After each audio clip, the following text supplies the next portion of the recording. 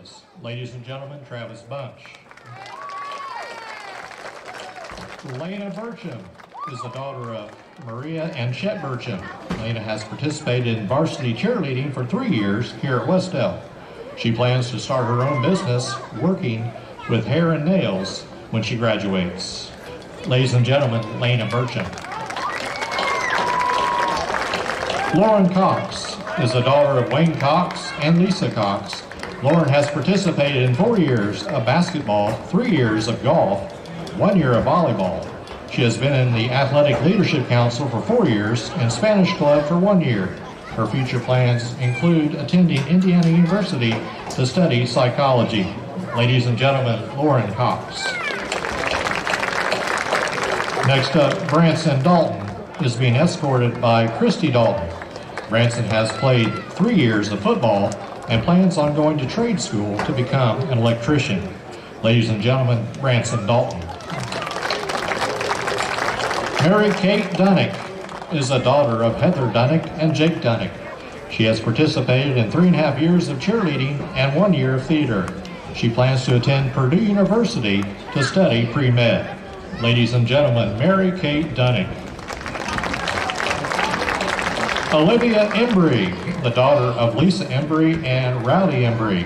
She has participated in 4 years of volleyball, 4 years of Munciana, 3 years of DECA, 2 years of track, and 2 years of FBLA. In the future, she plans to major in business marketing and social media. She also plans on becoming a realtor. Ladies and gentlemen, Olivia Embry. Next up, Sadie Grandstaff is the daughter of Chris Grandstaff and Jen Grandstaff. She has participated in 4 years of band and 2 years of theater. She plans to go to Ball State University to pursue theater teaching. Ladies and gentlemen, Sadie Grandstaff.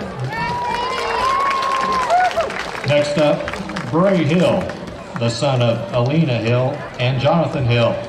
Bray has participated in 4 years of football, 2 years of basketball, 1 year of track, and 3 years of Athletic Leadership Council.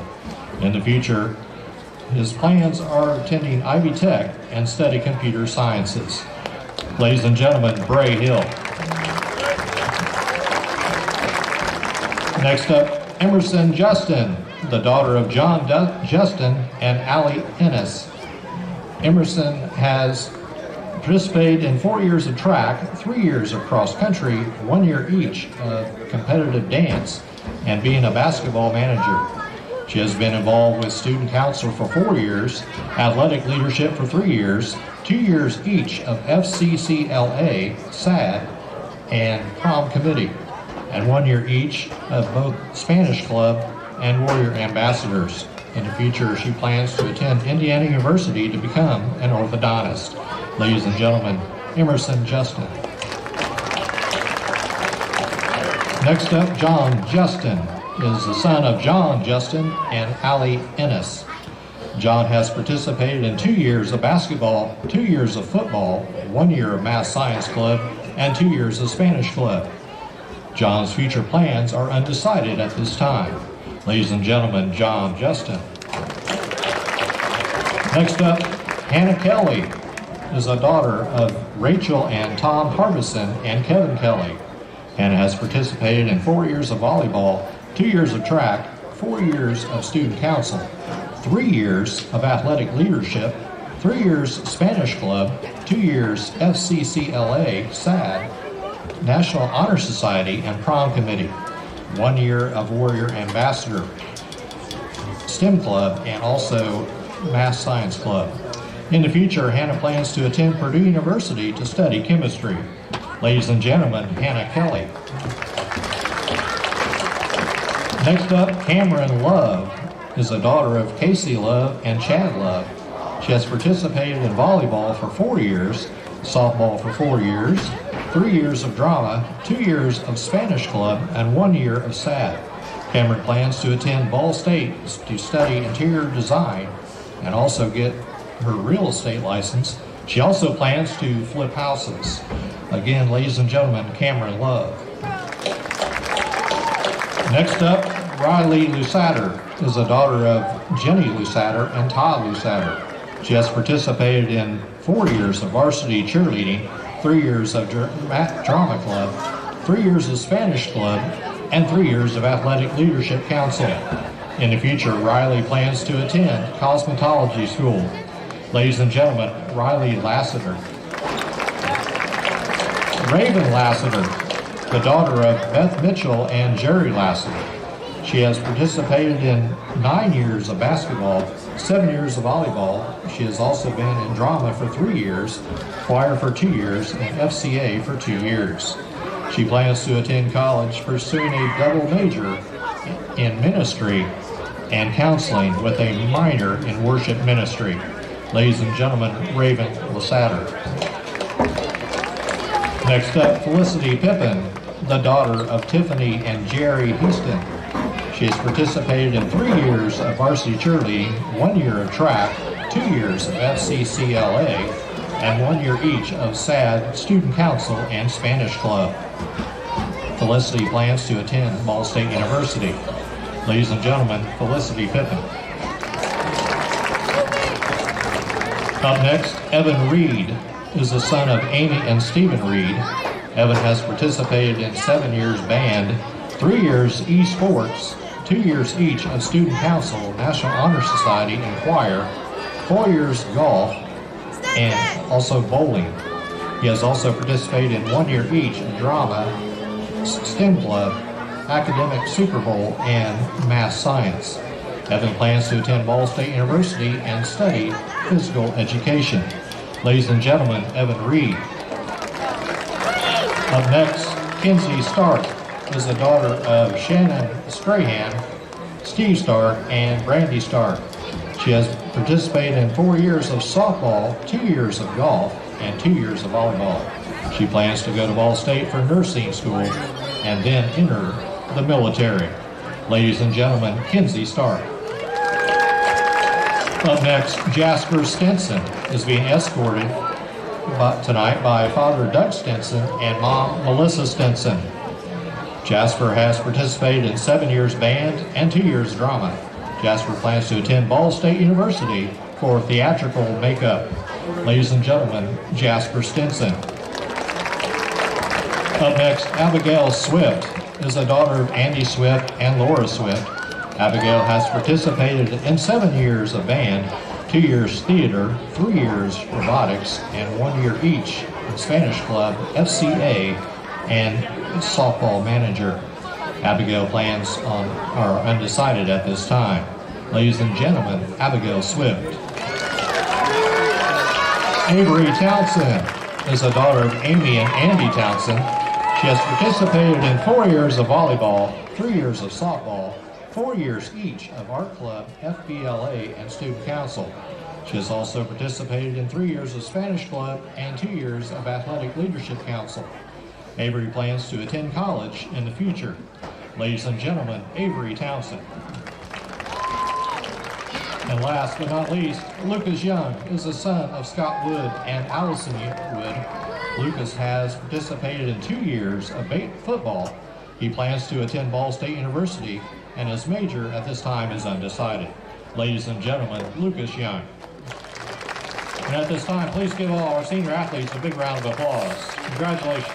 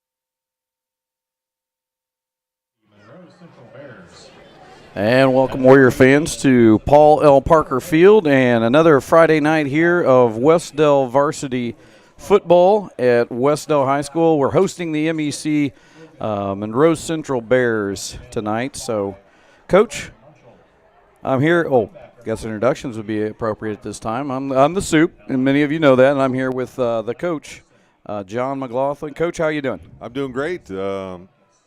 Again, I feel like I say this every week, but what a great night for football. A little cooler than it was last week, but feels like football weather, and we're going to kick it off here in just a second. Had a nice festivities there with senior night starting us off, and we're seeing the band making their way onto the field. So another great night for football and another great night for us to be able to represent Wes-Del here on the Wes-Del Sports Network. And we do have Monroe Central headed into Paul L. Parker Field tonight, and they are coming in, I believe, 2-2 on the year. Maybe no. Is this week 5? Well, they had a game canceled. Okay, they weren't able to play, so that's very possible that is 2-2. And as we know, the Warriors are coming in at 0-5, and so as we've said before, not going to again get too belabored with it, but we know where we're at as a program, and we've got the foundation being built, and we've got a tough one tonight. Even though it's Monroe Central a little down than they've been in the past, it's still Monroe Central, and Monroe Central of the last 5 to 7 years has been pretty strong, Coach. Yeah, and Coach Hostetler's set up a nice program over there. I've known Coach Hostetler for a long time. He's a good coach. He does a really good job with the program, and that's kind of what Coach Knuckles is going to do here with our program. He's going to start and basically, like they did at Monroe Central, start there at the bottom and work your way up, and Coach Knuckles is going to do the exact same thing here, get the numbers going, and we'll see the same thing happening. But, yeah, I mean, Monroe Central in past has been a good program, so we're looking, at a veteran team with a veteran coach against a bunch of young kids, again, that we're going to see if they can make some adjustments and learn on the fly. And, we've talked about it before, but this year is a real learning process for our team, and we're excited for them, but we have to keep that in mind. It looks like the band's on the field, and they're getting ready to start things off. You get a nice shot of that there. We do have Mr. Producer, Mr. Romine, with us. He's here in the booth, and we have multiple camera angles tonight, and I can see one of our students right outside the booth, and we want to give them recognition before we forget. They even have an umbrella out there just in case a little bit of possible weather tonight, maybe some showers that might come through, really? But hopefully we don't have any of that. I will say this, fall's in the air, Coach. Yeah, fall's here. It came this week, and it was almost like the day it happened that evening, that cold front came through, and it was 91, and then it went to 60. And then now it's 60, and that fall is here. I guess that's just how it works. I don't know. They're following the calendar. Mother Nature following the calendar. And we're getting close to the national anthem, so we will pause when we get closer to that. It looks like they're going through the school song right now. Big week coming up next week, just to give you a little preview, but next week is homecoming week. Nobody does homecoming. I'm sure we'll talk about it a little bit during the broadcast tonight, but nobody does homecoming like Wes-Del, and that's a big week. Not a lot of academic gets done that week. I will admit to that. As you're the superintendent. As long as you're okay with it, I'm sure the kids are. The kids have the best week of their life, I'll tell you that much. It's a great – we've been at a lot of different schools. I've been at 8. You've been at several. I know that there are some things that are just worth the memories. And the way we do homecoming here and the week that we have, our kids love it. It's a big deal.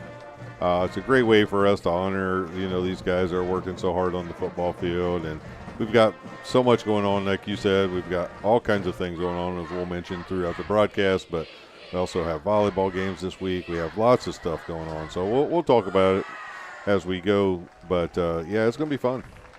And it looks like we're waiting for the team. And here they're going to come out onto the field.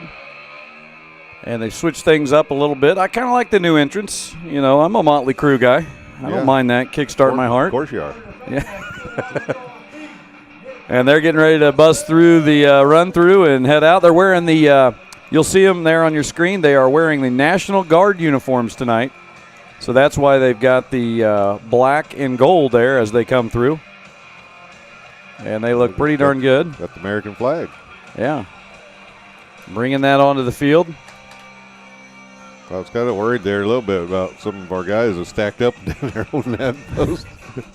Well, they made it. It was I'd Dooley. say, yeah. Dooley was up there. I was worried about some of that. It's pajama night, so I think they did that because of the weather and made sure that they were all bundled up safe. Smart. Yeah, it was, our student section, they're really good at planning. Boy, they cut that music instantly It was right an there. easy fade right there. Well, we're going to fade out just for a minute in the audio as we get ready for the national anthem, but you'll have the video on your screen. So we'll be back with you after the national anthem here at Paul L. Parker Field.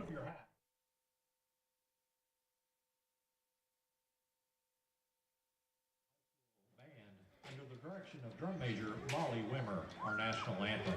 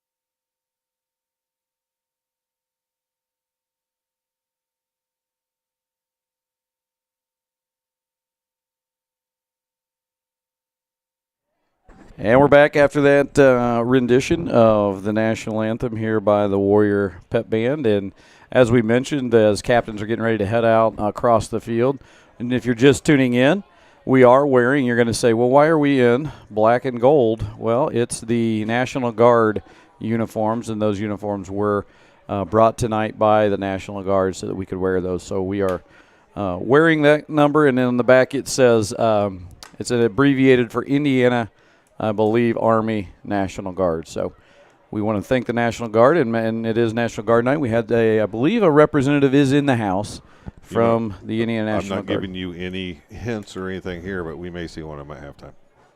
Okay. Well, there's one here, so. They mean up here. In the booth? Yeah. Yeah, I hope you know him. Well, we're going to get to know. Oh, okay, great. We're going to interview him at halftime. And so it begins. So anyway, we're already off of any agenda which we thought we had. So here we go. Let's see what the coin toss. This is always a heavy one. Let's see here. Looks like, and he doesn't even know. You know what the funny part is? They do this coin toss before this. This is all just ceremonial. Is it? Yes. Oh. So we're kicking off to Monroe Central. And you were not on the. Didn't have a chance to get on the field with me today, but almost every one of these guys are basketball officials that we've had before. So that ought to be good. That always goes well. Yeah, well, a couple of them were happier to see me than others. That's what I figured. Maybe you shouldn't go down and start introducing yourself. 3 of them gave me a real warm reception. Well, that'd be a first. One of them did not so much, and then one of them's a former student of ours. Yeah. That I'll reintroduce you to after the game. Really? Maybe. Okay. Down there, but. I'm trying to look here. It's pajama night. Mr. Romine's got all kinds of new gadgets and stuff over here. Yeah, we're high tech. You know that. Yeah, we got all kinds of stuff going on. There's only one real crew that does this, and that's us. So. I know we've got 3 live streams going on right now here at. But really only one. But really only one that matters, and that's us. So anyway. Yeah, feel free to jump in on the chat. We'd love to hear from you. Oh, I got to get that out. And thanks for reminding me. We want to make sure that you know that we appreciate you watching and listening to us, and we always have a good time. We do? Well, most of the time. Once the game starts, we do. That's right. It's been a lot more fun this year, let me say, with Mr. Romine and setting It's things been better up. at home. We've been great Hey, at now home. hang on. Now we've been pretty steady We on have the been. on Yeah, the road. It's been a smooth year. It's. You say that now and you jinx us. Well, we're home again next week, so I felt good about saying it. That's true. We do have the chat on the board there too. If you. Oh, okay, that makes sense. Boy, we got everything. Well, Julie Swartz is there. Our all-time. I think she's been first on the comment. She's going to get the win there. Looks like the Monroe Central Golden Bears will receive the kickoff, and Carter Flynn will put it in play. There we go. Got a boot to it. To the That's number 31. Going to be Elijah Taylor, I believe, and he's tackled there. See who comes up from the bottom of that pile. And it is number Looks 10. Like 10 and 13. That's Thornburg and Trey Adams. Trey Adams both making the tackle. On Elijah Taylor, he's a senior for the Golden Bears. You know, the funny part is a lot of times on kickoff reception and kickoff receive and kickoff teams, that's where some of your star players a lot of times will get a break, but not this year for our guys. They're playing all positions. Both sides of the ball for sure.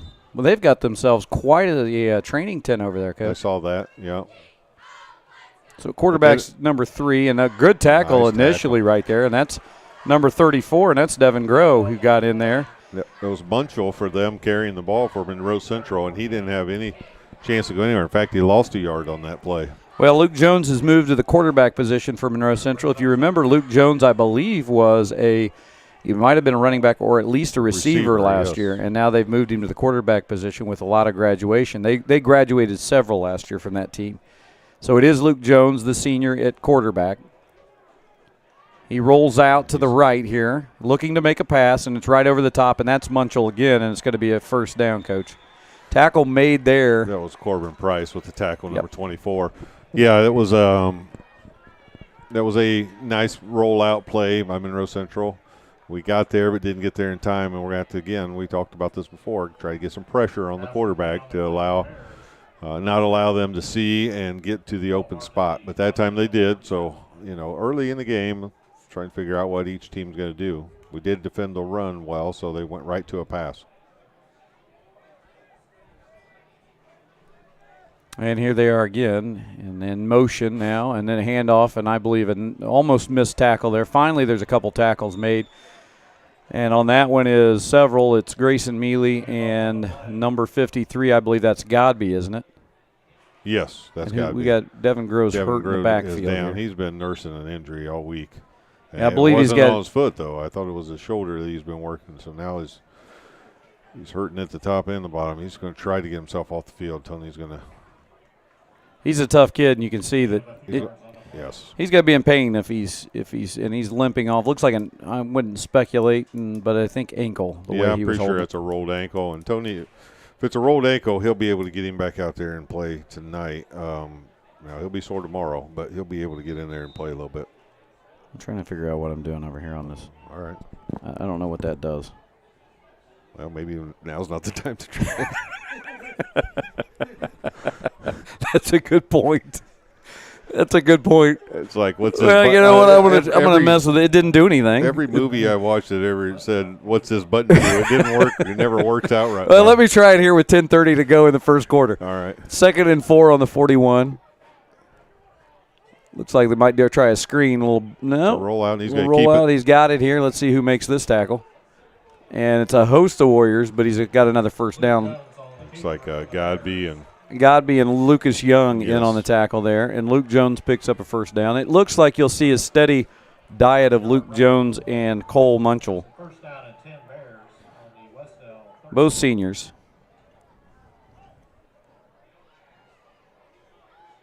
And Jones waiting to get the call here from the sidelines from Coach Hostetler. You spent some time. Were you at Bluffton when Hostetler was at Bluffton? Coach Hostetler and I spent some time together there. I was only there for a year. But well, it was a great time. It was one of my favorite years ever of teaching and coaching. Great. I will say Bluffton's a great place. They had a good culture while I was up there too. Here's being flushed out by Travis Bunch, and that's interception. And an interception for the Warriors. That's Lucas Young with it, and hold on to it. And that pressure was brought on by Travis Bunch in the backfield, and Luke Jones threw it right to, it almost jumped and scared Lucas Young. It was right there on him. Nice catch, caught it right in stride, and started bringing it back the other way. So great start for the Warriors on that turnover. And if I'm not mistaken, I believe that's Lucas's second interception of the year. He had one earlier in the year, and I think it was our opening game, and I believe that's our third reception on the year. That's awesome. That was a great defensive play, and what you got to like is Travis Bunch. You just flushed him out of the pocket, and here let's see if we can do something offensively. That's something we've needed, a little shot in the arm. And here's a new formation that we haven't had before, 2 backs in the backfield. And that is Lucas Young, and he's tackled there by number 4, and that was Cole, and I'll mess up that name. I'm going to say Ludke or Ludike. We apologize if Mom or Dad from Cole are watching. We're a PE and an art teacher. From Blackford. From a school to the north. Yeah, we won't say it. Oh, I just did. Here we go. It's going to be 2nd and 8. Ball's on the 33. A handoff. Handoff, and that's up the middle. A good run. That's Brock Nauman. And he has picked up about 3 or 4 on the carry, and it's going to be 3rd down, and I believe about 4. We'll call it a long 4. And that's what the board says on the 37-yard line. Love to see us pick up this first down. Yeah, that first play, we had 2 backs in the backfield, and we have not shown that this year. If we have, it hasn't been very often. I don't think I've seen it. So a little bit of a wrinkle that they've put in this week. I think they're working on things to keep pushing out. And now you're seeing it again. Yes. Handoff is made. That run was stopped right away, and there's no gain. So it's going to be 4th down. I would assume we'd see Carter come on at this point. You know, one of the things that we'll do, and we'll see how it plays out, but putting 2 backs back there, well, why would that make a difference? Well, it gives you a lead blocker every time you run. So now you know exactly who to follow, and you can push that ball right behind your lead blocker. 4th and 3, and then somehow on that last play they gave us a yard. Okay. But I don't know how. It was a great spot, so I'm not going to argue with them. Carter to kick here, and it's a punt is away, and a fair catch. And that's made at the 33-yard line maybe. And Luke Jones with a fair catch, and he's mad at himself after he did it because I think he thought he didn't have as much time as he did, but he probably could have gotten at least 5 yards out of that, if not more. But so if you're just tuning in, folks, you missed the first possession of Monroe Central got the kickoff. They marched 2 first downs off, and then on a pass play, they threw it, and it was intercepted by Lucas Young for the Warriors, and we took over, and we were unable to convert on our first possession for a first down, but we did show some movement on the ball there. Are we going to move the chains by chance? Well, yeah, they're waiting on signal on that, I guess, to make sure there wasn't.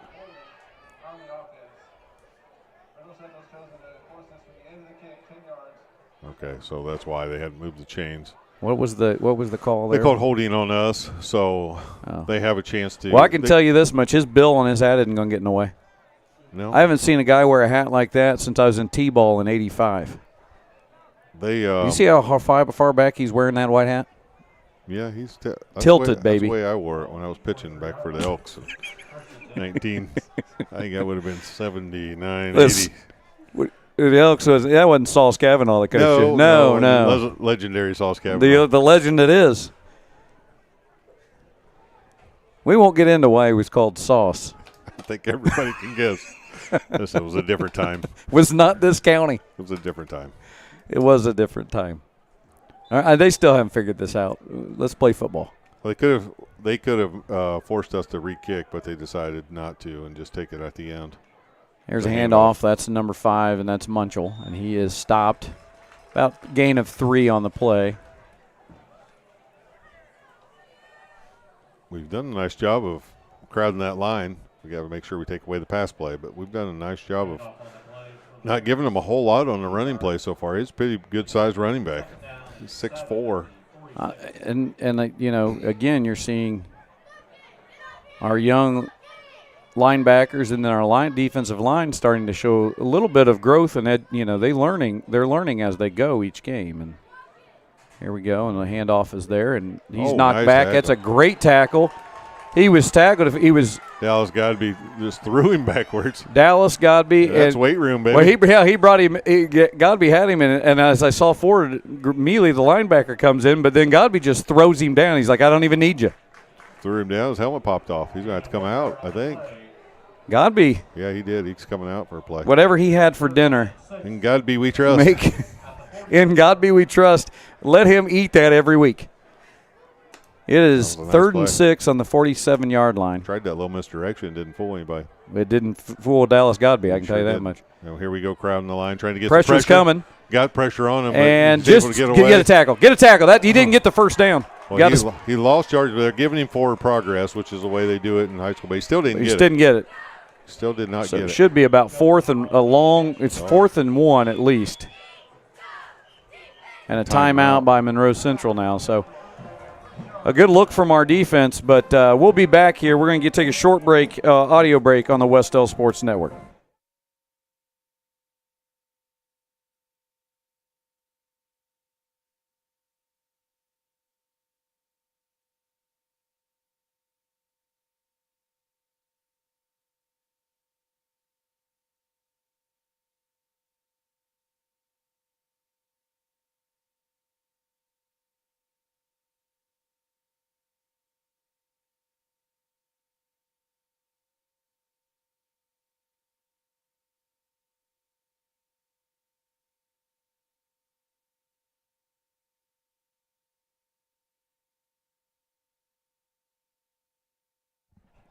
All right, we're back.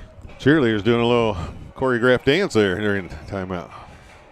Yeah, I'm still trying to. Your ear's not working. My right ear is not working. Maybe it's just the headphone. I'm up here with my dad. What? Ear out of my right ear. What? Excuse me. So we're back. 4th and 2 on the 48 is what they have. They took a timeout. You think looking for a hard count here, or? Yeah, I would think so, but they'll run a play here. Yeah. But I think they initially are going to go with a hard count. And they went right into right a up, play. fullback. And he Oh, he tripped. tried, he fumbled. He tripped and he fumbled. The ball is out, and even if recovered, it should be short. This would be a huge turnover again for the Warriors. They came up with it as a turnover on downs. It's a turnover on downs, and it's going to be Wes-Del ball. It's a great start defensively. Really impressed with the Warriors on defense. Coach Richards just jumped up and down out there. It was excitement. I don't believe you. He did. I saw him. Well, listen, he's on the payroll. We need to make sure I tell him to settle down. I don't need any We need him Monday. injuries. I don't need any. Well, 550. he's not jumping like he was in high school. No. He's not above the rim right now, but he was excited on that stop. 5:58, 1st and 10 for the Warriors. Ball's on the 47. And here we go with several. And there, something worked just right there, Mr. Producer. Something balanced out. And the ball is away, and that's Brock. Is that Brock Nauman? We got a flag. It'll probably be a hold. It's in the backfield. Yeah, usually that's what that means in that area, but we'll see. Well, I can hear out of both now. Mr. Producer did something It's amazing. our first call. Let's see if this official can figure out the. Probably not. Well, he's asking us, or is he just looking for a number? Oh, we're going back, so it's a hold. Personal foul, shot clock on the offense. This penalty is assessed 15 yards from the end of the run. Replay like that. I did see that player coming off of the end right there. So what they're saying is he just got too low on that block, which the kid coming around the end was pretty big. So, and we're not as big. I think he was just trying to get, He was just trying to him low man he wins. He was trying to block at his level. Yeah, so it wasn't anything dirty, but it's not a legal play. Yeah. So anyway, that's all right. There we go. That puts us back 1st and 25, moves us back to the 32-yard line. 2 men in the backfield again. This time it's Trey Adams coming around the outside. Trey's trying to get to the outside and cut in. He picks up good yardage there, maybe about 3, 4. So it's going to be second down, and I'd say 21. It's going to be interesting to see if Coach Hansen pulls anything out this early. With the way the defense is played and us being in the game right here, it's going to be interesting to see if Houdini wants to gamble. If he wants to throw anything yet. They've got decent athletes back here in the back, so, you know, it's their offensive skill players are playing in their back spots. So you want to be careful and make sure if you do throw it, you get it where you want to be. You don't want to overthrow anybody. I think we'll see another run here. Nope. Oh, we're back to pass. He's gonna there's a little dumps dump down that underneath off. the Trey's tray. going to need another positive set of yards. They're about 3 or 4 again. All right. We got some people in the chat. Tom's trying to help us out. Tom Pollins, he's got the name there that we were having trouble with. Okay. Well, thanks, Tom. And then we've got Kevin Dodd, who was happy with that first stop, or that last stop we just had. And then Linda Johnson, she's watching, rooting for the Warriors. So we appreciate to have a mixed group in here, and hope they're enjoying it. We have 3 live streams in the house tonight, but don't churn your channel. This is the one you want to watch. This is the one you want to get. I mean, you're not going to get. Blevins is rolling out now. He's got to get rid of that. And nice catch. That was a great catch, and that was Travis Bunch. Tiptoeing the sideline there, and Travis. And he didn't get the first down. down. No, we had a ways to go, but it's going to be about 4th and. We have not thrown. Yeah, it's going to be 4th and about 12. Yeah. We haven't thrown to our tight end very much this year. First one that I can see. Nice job there, Travis. You know, I wish he could catch an entry post pass like he just caught that. Listen, We're going to hold that against him. Well, we're going to find out here in a couple months. Yeah. Yeah, it looks like Carter Flynn is in the punt, and that's the right call, the way our defense has played. Yeah. They don't want to give up this much field The nice position. thing about having your backup quarterback is your punter. You always have that option of you never know nice what might punt. happen. To Good go punt. away from there. Look at that. We're going to get a great bounce. Great roll right over to the corner, and it's going to stop. And very positive so far this first quarter. Carter's still over there looking to. I don't think he can believe it. That's got to be one of his better punts of the year. So it looks like they'll take over 1st and 10 down there inside the. It's inside the 30, maybe around the 22, 23. Yeah, I think so. Coach, do you see anybody out there you want to mention? Well, I see Tony Cox out there, and he been able to talk to him the last couple of nights. This is my 3rd live stream in a row. Being able to see him at volleyball games the last 2 nights, and always great to see Tony. Are we supposed to feel sorry for you? No, okay. I'm excited to have 3 in a row. Jones takes it himself here, trying to get outside, and he loses that could be one tackler. There was definitely a hold right here 14. on number 4. Did they call it? Did they throw the flag? Saw that flag, no. It was clearly a hold. I thought so, too. I'm not going to mention that this is the one official that didn't seem to care for me, but yeah, well. Right here on the sideline. Listen, if you're from Monroe Central and you're watching, you'll find out we're not.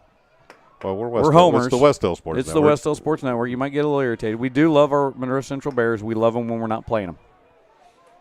They're an MEC. We root for them and everything, and when we're not playing them. But we also, I'm known to critique the officials from time to time. Jones back to pass. There's a flag. There comes your hold. That might be almost picked off. It hit him in the worst part, right there in the hands. That was Corbin Price. We almost had the interception. But there's a flag down. That's going to be this time. It's going to be a hold. Yeah. And we'll take that, I'm sure, and back them up.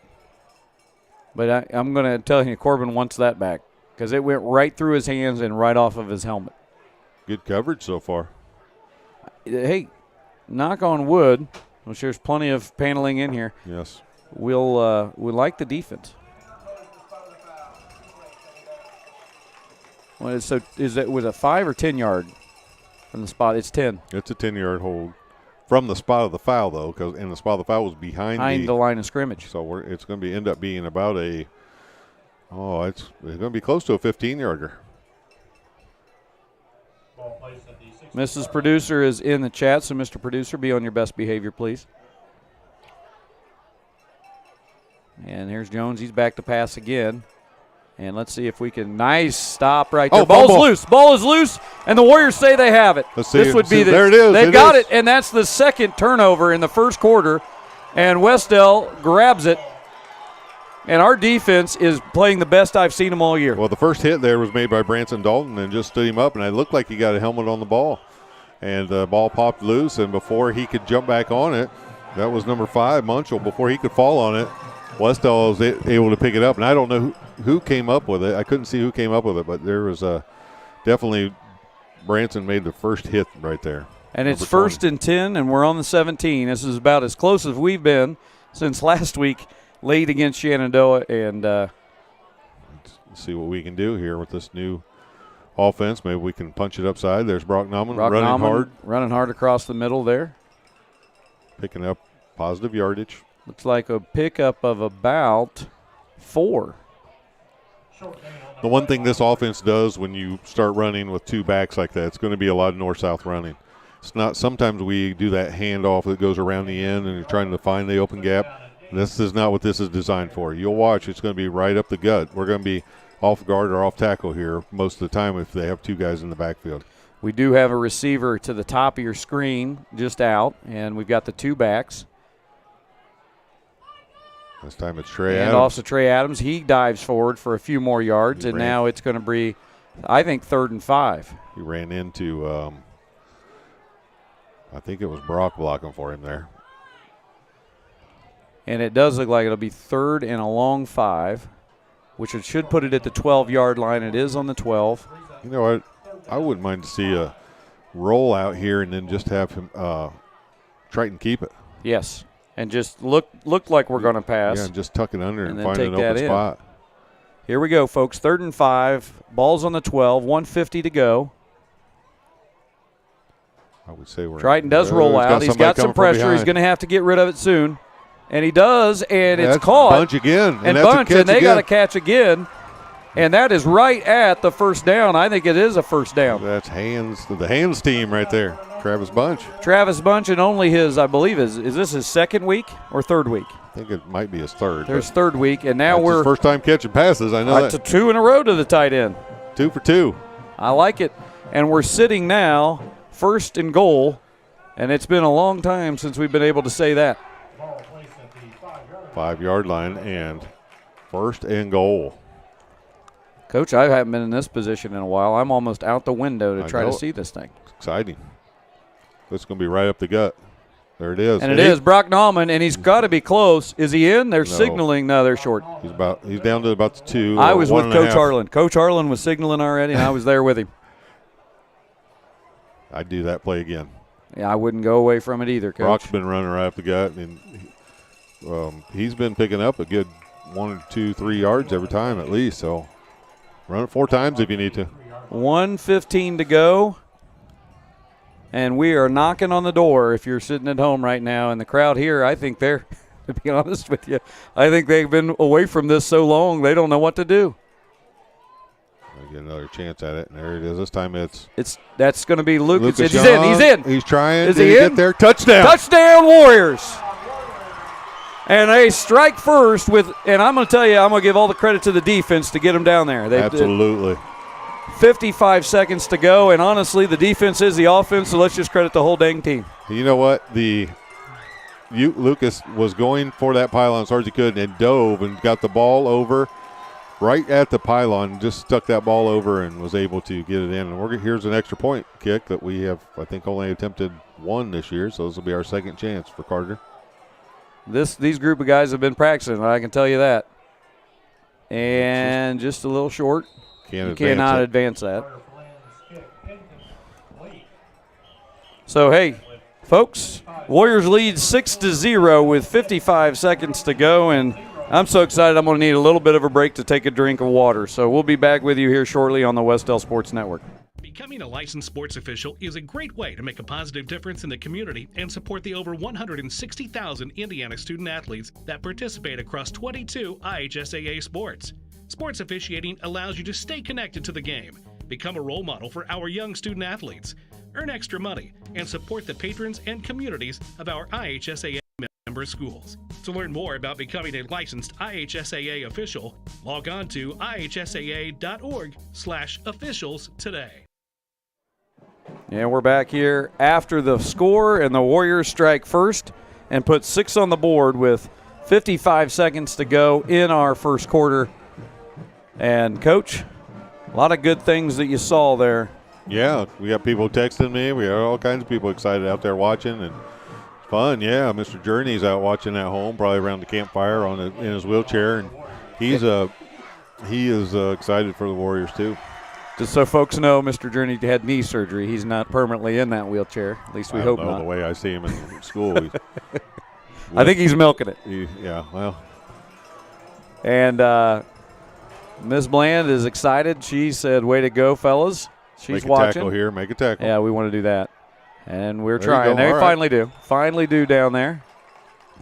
And now we don't want to change anything defensively. We want to keep that same defensive pressure on here. 49 seconds to go. But our boys needed this. It's funny watching some of these guys. They're so young out there running around. And so, they're just learning how to play football. But, man, they're giving it everything they have. Week in and week out, these probably 22 to 24 guys have just been given everything they have, and it's nice to see this moment for them. Let's see if they can keep it going. Jones is back, and he hands off there. Going to the outside, nice tackle made, and he picked up maybe about 2 on the carry. I can't see who carried that one. That was number 18, Hunter Page, with the carry. Looked like they mixed it up a little bit, I think. We'll see if they go back to Munchell, but I think he's had 2 fumbles so far. One they recovered them again and kept the ball, but we'll see. They maybe are going to try a little bit different look. Well, back and let's give credit to Monroe Central. They've got seniors on this team that have been a part of, and they know how to win. This is a winning program, so they're gonna answer. They're gonna come back, but our boys just need to keep digging in and playing the defense they've been playing. There's a rollout. And he's looking for a receiver. Now he's got room to run. And he is finally hit and tackled by several Warriors, but he picks up – tough kid. Luke Jones is a tough kid. He picks up the first down. And, I mean, he took some hits. Yeah, he took a big hit there. John Justin hit him as Dallas Godby was tackling him. So I was hoping that John could get a helmet on that and pop that ball loose. Well, that's the end of the first quarter already. It's the end of the first quarter with the Warriors leading 6-0. We're going to take a short break. We'll be back here on the Wes-Del Sports Network.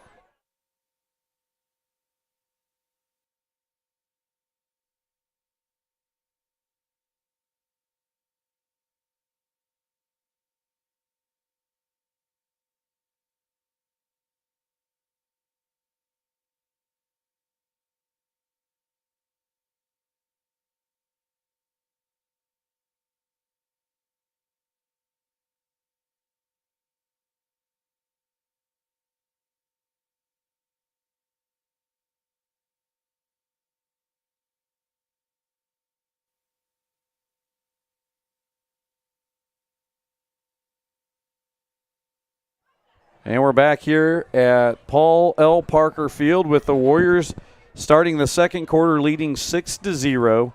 And it's been, we haven't been able to say that yet this year. It's first time this year we've been able to say that. So we're very excited for our boys. Everybody should be. They've got a lot of energy as they're coming out of this quarter break. And even Devin Groh, who's hobbling a little bit, he's not hobbling as bad. It feels a little better when you're leading and things are going your way. So, you know what? I tell you what, if we can keep things going, I'll buy these uniforms. No kidding. Yeah. I'll write the check tonight and say we'll take them. So we've got Knuckles saying how much he liked this black-on-black combination, yes. And he was going to look at that next year. I like it. Hey, more the reason. We're playing better with it. Here we go. It's 1st and 10 on the 49 after that. There's a nice pitch, but the Warriors trying to handle, and he's still rolling a little bit. Tough running there by number 18. Again, that's Page. Again, Page, he's a senior. He's 6 foot, 195 pounds. So, again, a lot of these guys have been probably playing different positions for Monroe Central than what they've normally played in the past. So, as we've talked about, Luke Jones taking on the quarterback position, which is different. But, I watched Luke Jones after that last first down, and we've seen him in basketball, and he took a lot of hits, but he was the one that gave every guy a high five as they were going into the quarter break. So he's a leader, too, and that's what you need.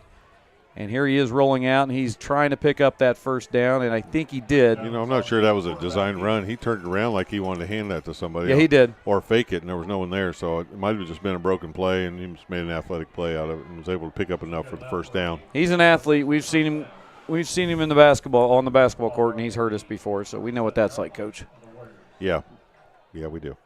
1st and 10, ball's now on the 37. And the defense, we could use another couple of big plays here to get another stop. Yeah, they're kind of in a little bit of a rhythm here. We want to slow that down.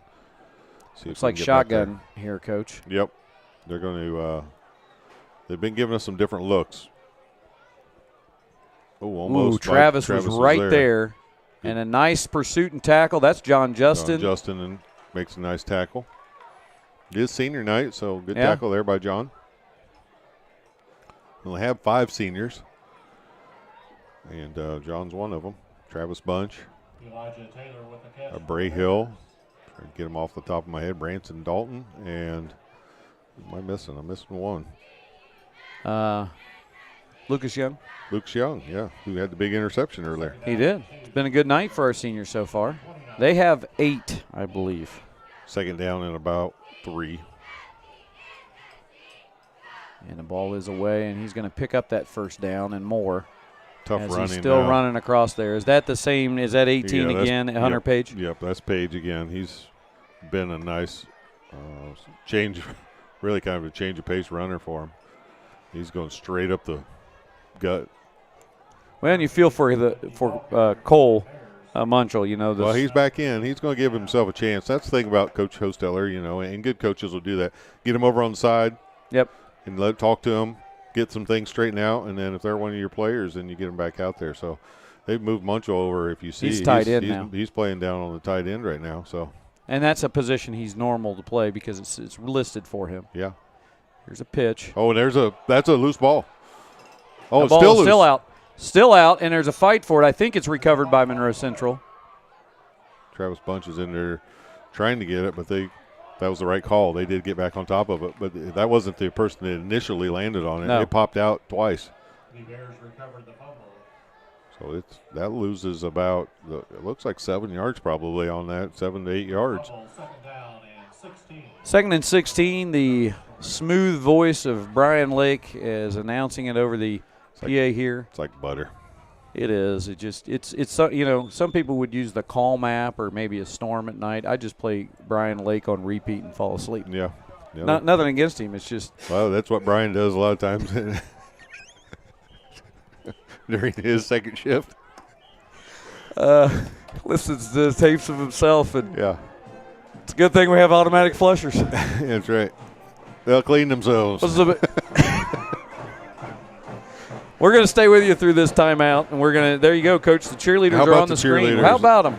Yeah, let's mention them. Riley Lozatter, Mary Kate Dunnick, Delaney Huffman, Tori Clark, Mackenzie Whitehead, Hayden Browning, Elena Burcham, Felicity Pippin, Ava Whitmire, Gracie Drake, and Bailey Combs. Of course, coached by Tori Purdue and Tiffany Gaddis. Always doing a great job, ladies. We appreciate you. I also like those black uniforms. Those are nice. The girls look great and are doing a great job cheering out here tonight. Done a couple of different little dance routines here. I don't know what you necessarily would call them, but they are into the game and excited, and what a great night for football. Just past twilight here, almost. It is that moment. Here we go, folks. It's time to hear about twilight. You know what I've missed this year? I haven't been able to hear the Jake break. We haven't yet, out but there give it time. Give it time. You'll miss a good engine brake out on 28. Handoff. And they got pressure. Oh, they got Bunch. pressure. Get him, Bunch. Get him, Travis. Travis had him. He's pursuing him again, and there's not a lot of place to go. He's going down, and it's nice caught. Catch. That's a really nice catch. That was a blown play, and they made something out of nothing, but Travis just about had him in the backfield. Yeah, that's just an athletic play. John Justin in coverage there was right there. The kid went over his helmet and grabbed it. Yeah. And really at that point, you know, Jones had – you're at that point, do I give Jones the run? He had open field, so John went to go pursue the quarterback, and then just at the last minute, Jones let it go. That's experience from Jones. Here they go. They're trying to knock at the door. A pitch play here, and he's close, tackled. But he's going to be short. Be about I can never tell. Looks like a 1 though, all the way down to the 1 yard line. Be 2nd and 1 there. At 8:11, 8:10 to go here as the clock's running. It's going to be 2nd And as Coach said, 2nd and goal here at the Second down and goal. From the 1. Yeah, it's a 1. So they're going to try to punch this in and try to tie it up for the time being, and then we'll see if we can make a stop. A goal line stop's tough 4 times in a row in high school. They're just going to run it up the gut. And they do. Nobody able to get a helmet on him. That's Luke Jones with it, and he just gets behind the line, and they shove him in, and it's tied up now at 6 with 7:48 to go, and we'll see if they go for 2 or they kick. They're going to kick, I see somebody with a T, so. That would be an indicator. Block T, so. That would be your first. Is this a left cook? Is this going to be? No, I was going to say, that's the holder. I'll say we got a left. Elijah Taylor, senior, on the kick for Monroe Central. And it's through. That one is. There's a flag on the play, though. There is a flag. It may be running into the kicker. That'll be assessed on the kickoff. I'm sure they won't take the points off. So it should be 7-6 now if everything holds up on that, and that's on us. Waiting on the official. They're trying to finalize dinner reservations, and I think they've got that. I believe the line judge is going to have to make a quick call.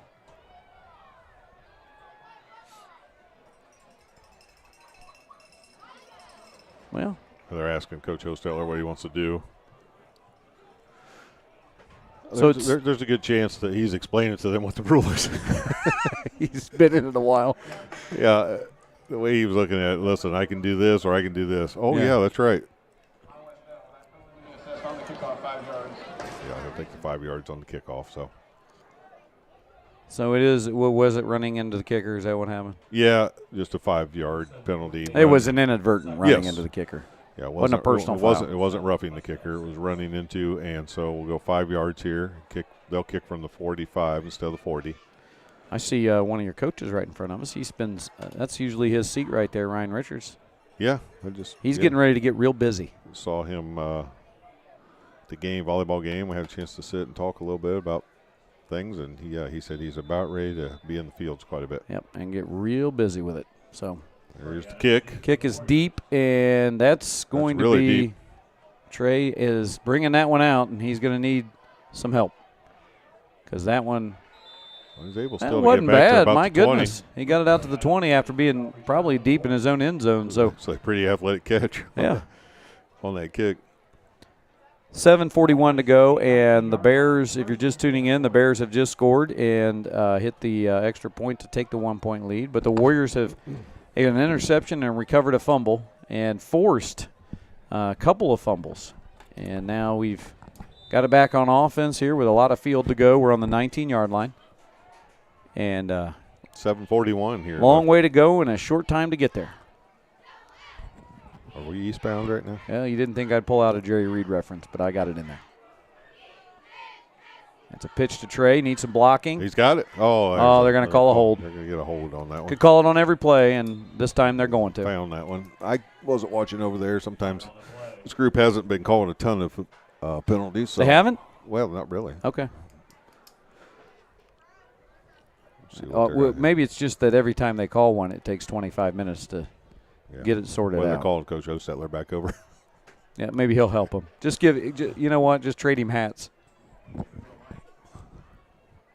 Yeah, Coach O and I taught a year together at Bluffton. I wouldn't use the term taught.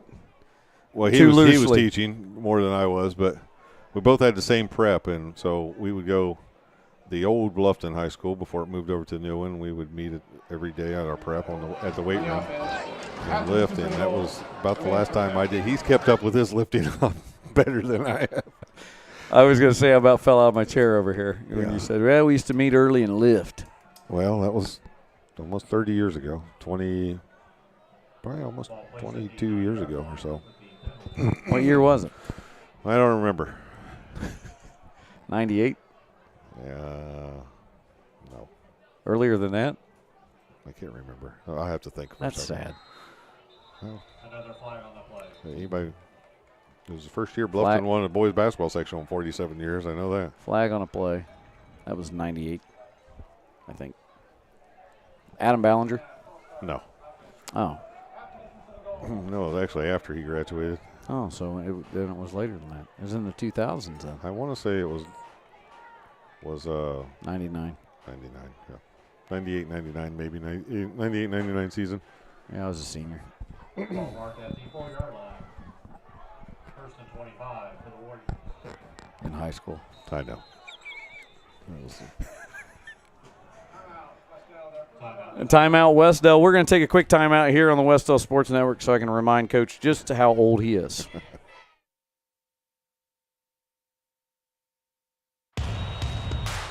This is your IHSAA. This is your state. This is your high school. This is your athletic association. Fans, I'm IHSA Commissioner Paul Knighty, and we're here to make sure that all of this remains yours. This is your state. This is your community. This is your IHSAA.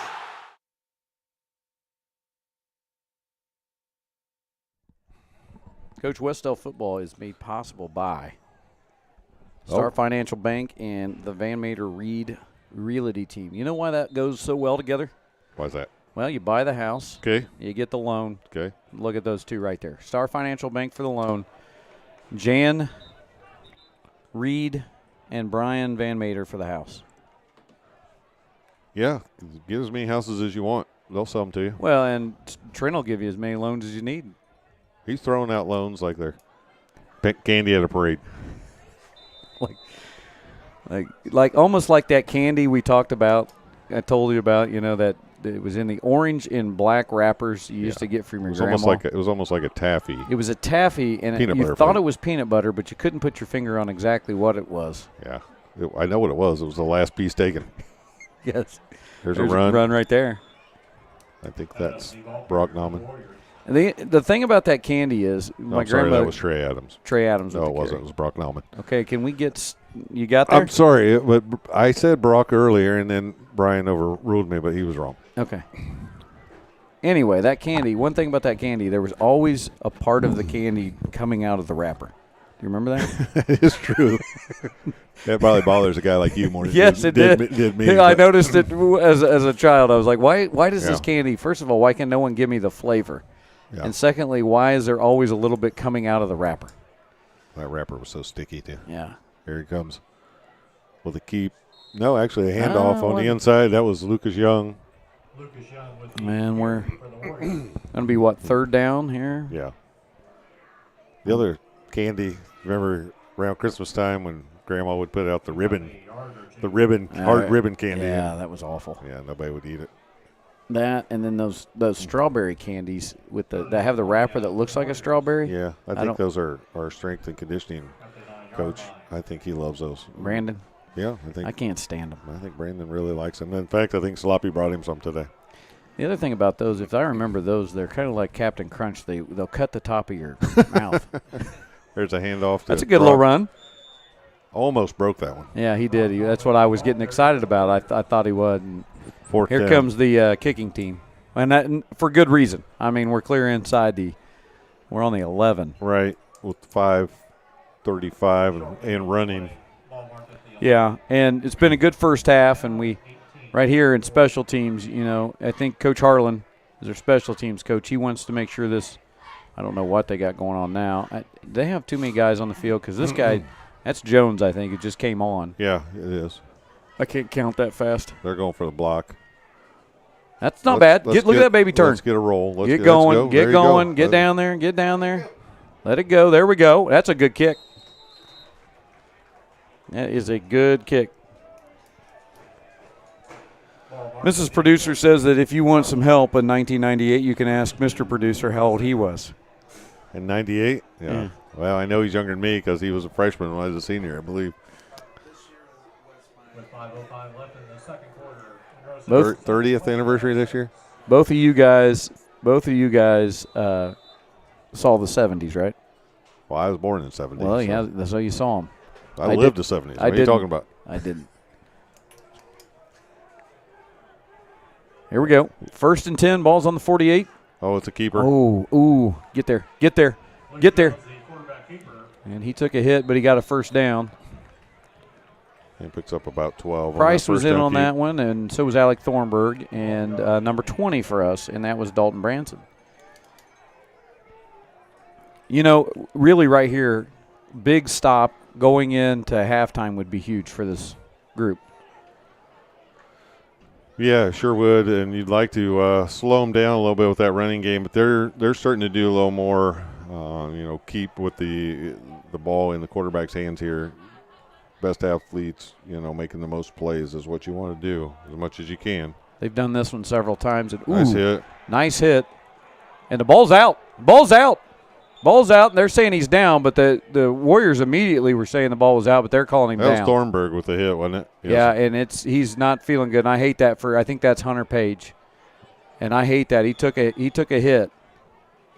Yeah, and so did Thornburg, but I think Thornburg laid the hit. Yeah. He's a little upset that he didn't get him a little quicker, to be honest. But, yeah, we don't ever want to see anybody hurt, but that was a nice hit. Both guys going full speed. And a little injury time out here. Devin Groh is still over here trying to tell this official that he wasn't down, that's our ball. And I love the passion to try to work it. And finally, Coach Hansen said, all right, he's not listening to you anymore. Yeah. That's enough. Hey, he didn't listen to me much last year either. Yeah. 4:14 here with this timeout. So we'll stay here. It looks like we'll get in the chat. Mr. Producer was born in 1973, and we know that now. And we'll quit picking on him. Well, I'm older than him, so I don't know why I would pick on him. Sue Davis is in the chat, and it's nice to see. Hey, there we are. We got faces for radio.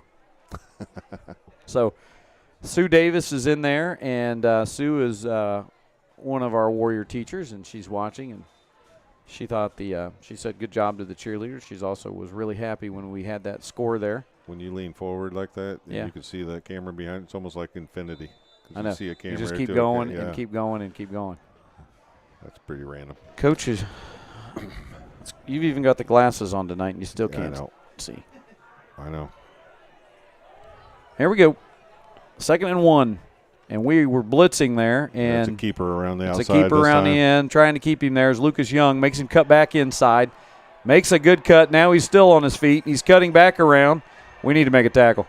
Travis finally hit there by, I believe, Travis Bunch, as several Warriors were trying to keep up with the athletic Jones, who probably juked himself. He juked so many times. He did a couple really nice moves. Branson Dalton took a tough block, too. He popped back up, but that play got loose a little bit, and Branson got hit, but popped right back up. He was a juke box hero. Name the band. Foreigner. There you go. Told you I lived the 70s. Yeah. That might have been 80s. It was close. I think it was 80s. I'm going to guess 83. And we'll look it up later. Ooh, we just missed that. Come on, boys. Nice hit. Nice stick right there. Guess who? Alec Thornburg? Yes. Yeah. Kid just sticks his head in there and isn't afraid to make that contact. We've got to get a little more pressure like we did earlier. When we're getting in that backfield. Yeah, they're getting into a groove of moving this thing, and we want to. I mean, we're still making them work for it, but we can't give up 6 yards on a first down. Earlier in the game, now credit to them. It's just like I say to a lot of people when you're going against another good team, they're trying too. They're a good team. They're trying. So they're going corner here, Coach. I think they're going to pass to the corner. Yeah, it's a good call. He's there. We've got good coverage. Get him. He's going to keep it. Had pretty good coverage is why he had to keep that. You're right. He wanted to throw it. Yeah. See what they give him on the spot, if he was enough for a first down or not. I don't think so. Luke Jones again with the keeper. Well, when they had the two guys up there at the top and the receivers. It's going to be third and about, I'm going to say third and 3. Board would argue with you. It says 3rd and 4, but I'm agreeing with you on the 3. Not that our board operator isn't correct. 2:28 to go. On this is a big 3rd down, and this close, folks, they're going to go twice here. They're basically 2-down territory. Yeah, you sure think so. Let's make that decision by getting a stop here. I'd like to see the pressure right here. I'd like to see us get in the backfield and really put the pressure on him. And get that off. And we do get a little pressure, and now he's cut back in, and he's got enough to get in. And the pressure was there.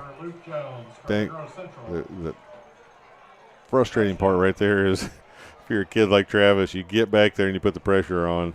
Yep, and then it's almost like he wanted to see where that pressure was coming before he made his first move. But Travis has been doing a good job of getting back here. Whoever Travis's matchup is, Travis is winning right now. yes. So they were able to score there on a nice drive. 13-6 now with 2:22 to go, and they will come out for the extra point. The first one they looked pretty good on. Might I add that score earlier tonight was ended a 4-game drought. We hadn't scored since we'll get Too many men on the field. Too many men in the huddle. Illegal substitution. Too many men in the huddle. Mr. Denny with that microphone. You know what it's nice about that microphone tonight? It's not just melting people's faces like it was the first night. It was loud. It was a hot mic. He's got her dialed in tonight. The other good thing is that Mr. Dean's not on it. Yes. I spent some time the last 2 nights with him doing some live streaming. We get it. We know this is your third one in a row. I don't know how many times you need to tell us that, but we get it. I've enjoyed every second of it. It's a nice kick. That's another good kick, and that's going to make it 14-6. And as we transition, we're going to take a short break here on the audio here on the Wes-Del Sports Network. Hey, Indiana, let's clear the air about vaping. Glue, rat poison, paint. We all know these products contain poisons like formaldehyde, arsenic, and lead. And these are just a few of the chemicals you'll find in e-cigarette vapor. Let's clear the air, Indiana. Don't puff this stuff. Visit don'tpuffthisstuff.com to join the fight and spread the word.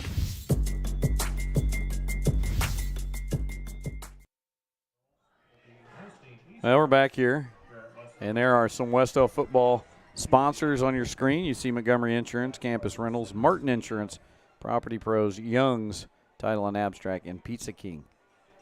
Coach, what do you get at Pizza King? Pepperoni sausage, extra sauce.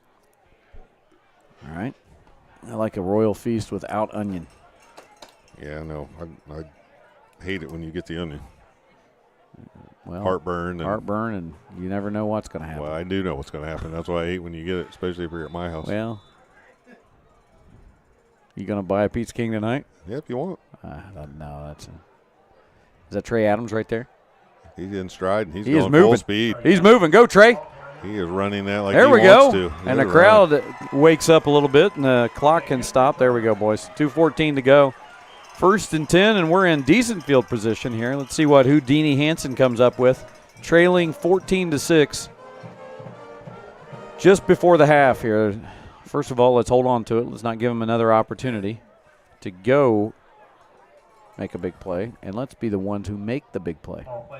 You know what I like right now? What's that? A little tight end action, but he just ran off. He just came off, so I'm going to say we're going to be conservative on first down. Yeah. And then maybe we'll make something in. If I know Coach Hansen's play calling like I think I do, oh, boy, he's going to be conservative right here. Double. Oh, boy. I could be wrong. Look at it. Look We're at going this. single back. It looks like we got a single back, and we've got some receivers spread out. out. Watch Trey Adams coming back around. I think it's an end around here. Nope. No, it's a screen, and it was – he dropped it. He dropped it. That was scary. Yeah, that was not what we were looking for right there. That was luckily scary. that kids had trouble holding on to it tonight because that was a touchdown for sure. And he read that. Cole Munchell had read that sucker right off the bat. Nice defensive play. Yeah. You know, as a defensive end, you're supposed to hold your position and get up the field, but hold your position and force everything back inside. And he did, and the ball just ended up on him quicker than I think he thought, or he might have had an interception there. And he actually kind of baited for a moment Carter into going ahead and making that pass, and then he jumped right in there and got it. Really smart play. Let's not do that again. There's a timeout by Timeout by the Warriors, and Coach Knuckles and Coach Hansen going to talk things over.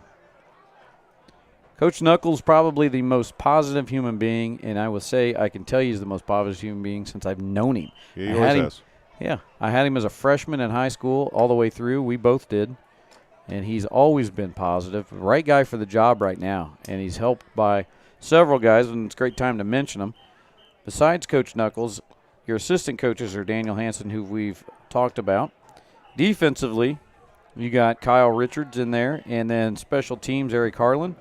Well, helping with the line is Caleb Stevens, and then your volunteers are Trey Quinn and Mason Whitted. And they have one more guy down there on the home sidelines, and he is about to bust the seam on those shorts, and that is Coach Van Mater, our strength and conditioning coach.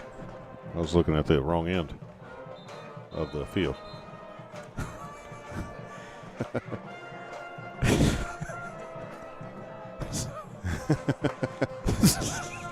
Listen, I'm not saying there's a couple guys that are ready to bust their shorts out. I'm just saying. Yeah, but okay. They'll say right on cue. Right on cue. He squats right there too. But Coach Van Mater, another guy who's showing you that the weather doesn't bother him. No. He has the least amount of clothing on. He's warming up for Squat-tober. That's right. Got his Squat-tober shirt. He's ready to go. Looks like we got a little pressure coming. Out of the timeout. Go, Here it is go, for Trey go. Adams. Get out there. He cuts Good back cut up. in. Oh, we lost loose. it. It's loose. We lost it. Tackle. And so there was a fumble on the play, and it is recovered by Monroe Central. That's all right. I mean, listen, we've taken care of it fairly well tonight. That's our first real miscue. And Trey took a shot, though. He, on that second effort he had there.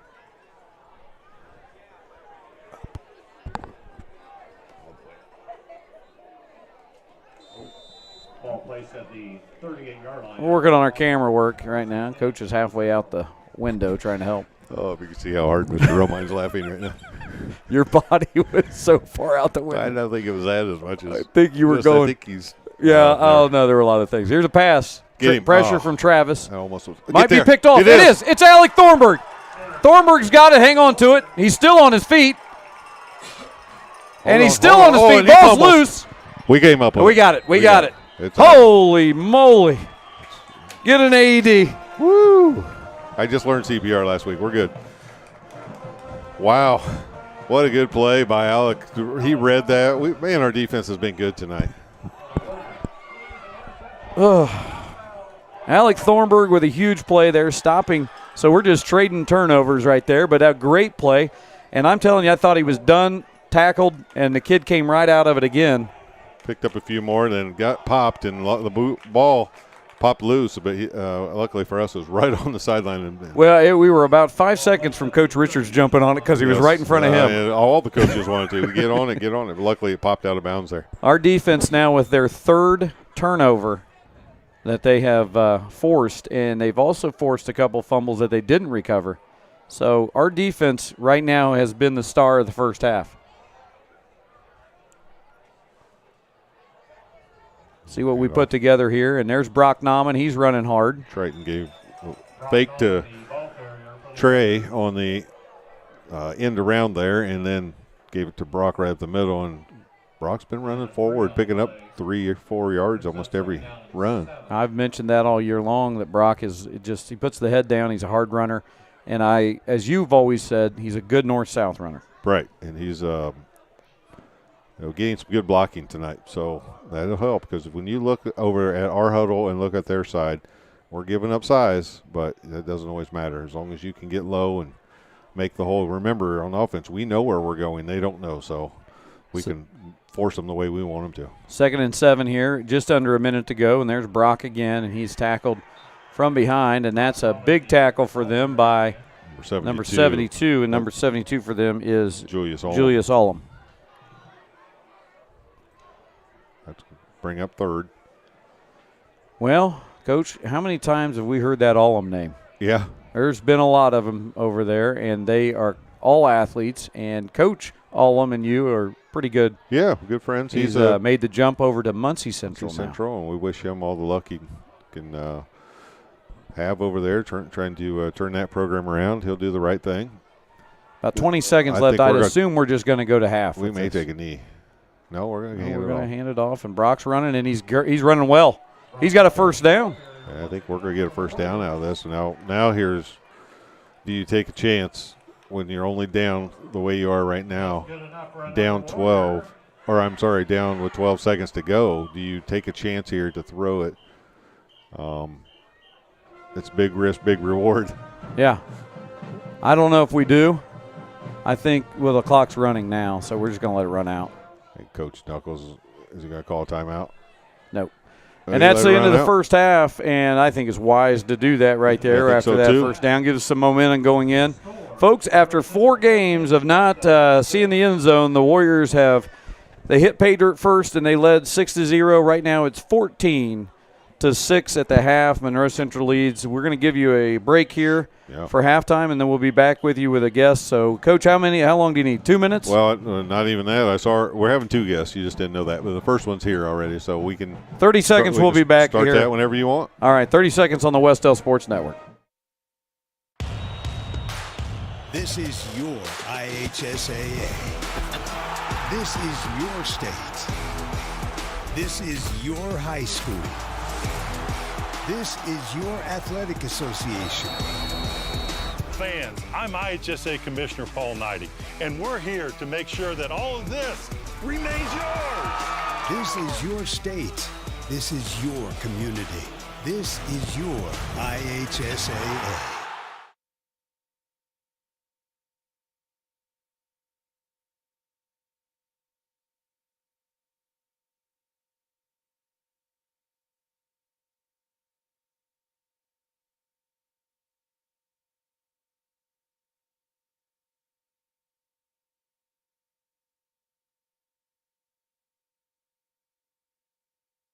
All right, Coach, it's halftime, and our sponsors for halftime are none other than the Van Mater Reed Realty Team and Star Financial Bank. And again, That's great. Get yourself a loan and Get go a house, at least get one. 5 houses. At least one. Who cares? House. Yes. All right, so we're here, and you've got your special guest, so I'm going to let you take it away here. Yeah, we're with senior cross-country runner, Emmy Justin. It's senior night, Emmy, so congratulations, first of all, on senior. And let's talk a little bit about just the cross-country season in general so far. Why don't you tell us a little bit about how that's going? So far, it's been a pretty good season. We did lose our coach, but we gained a really good one. I'm glad we could still keep our season going strong. We've had some really good races so far. Yeah, it's been a pretty good season, kind of tough, but I'm happy how our team's doing with that, like with all the different changes and stuff. So do you have a meet this weekend, or are we off this weekend? Yes, we have a meet this weekend at New Haven in Fort Wayne. And that's a tough one. Yeah, it's and a huge meet. And you've run that course a few times, yeah, right? we ran it every year for like a regular race, and then that's where semi-states held. And that's why I was kind of hinting at the fact that you've been able to run in semi-state a few times there. And so that's great, and a great honor to get to that, to run semi-state. And so as a senior, what's it been like? I mean, as far as just, you know, it goes so fast, I'm sure, when you look back on it. But what are your thoughts of just going through this whole career as a cross-country runner? I just think it's a very good, I feel like cross-country is a really good sport, like, for learning experiences. It takes a lot of, like, mental toughness, Absolutely. and it helps you with many other things and lessons in life that you have to go through. Yeah, that was kind of a tough question. I mean, but It was a terrible question. I know, but what I'm trying to get at is, and you answered it great. Yeah. It's a tough sport, and Yeah. it She doesn't saved get you. well. You don't get a lot of recognition other than running that day, and it's so self-fulfilling, really, to try to do your best and get your PRs every week, and you never know what you're going to get weather-wise from week to week. So, yeah, it's just a tough sport, and you're right. Most kids that I've known that ran cross-country were very mentally tough, and you're one of those kids too. So, how long do you know, off the top of your head, how long until sectional? I think 2 weeks. I was going to say, we're Yeah, getting 2 close. weeks. And is that still at the Sportsplex? The Sportsplex actually shut down, so now it's at Farmland Run, Okay. which is right outside of like Gaston, right in Yorktown. Okay, so have you had a chance to run that Yeah, we just ran there last weekend. in a race, right? Yeah, race. Okay. It was the Yorktown race. They So hosted it there. how's that course compared to, because you were used to running Sportsplex about 4 Yeah. times a year? It's pretty similar because most of it is like flat land. Okay. There's no shade, so Okay. it's basically just like the Sportsplex. There you go. Yeah. So What's New Haven like? What? They have a lot of hills. Yeah. Yeah, I really enjoy that course. That's probably my favorite course. They have like, there's no spot where it's just like flat.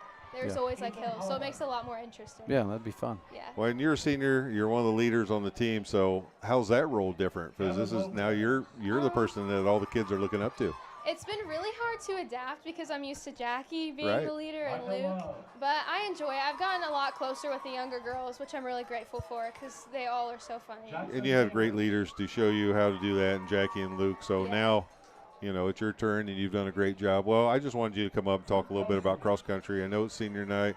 We're proud of you. I know it's a sport that is tough to do, but, you know, going out there and doing your best and leading every day, congratulations on a great career. Let's hope that we get you back to New Haven this year, right? Yeah.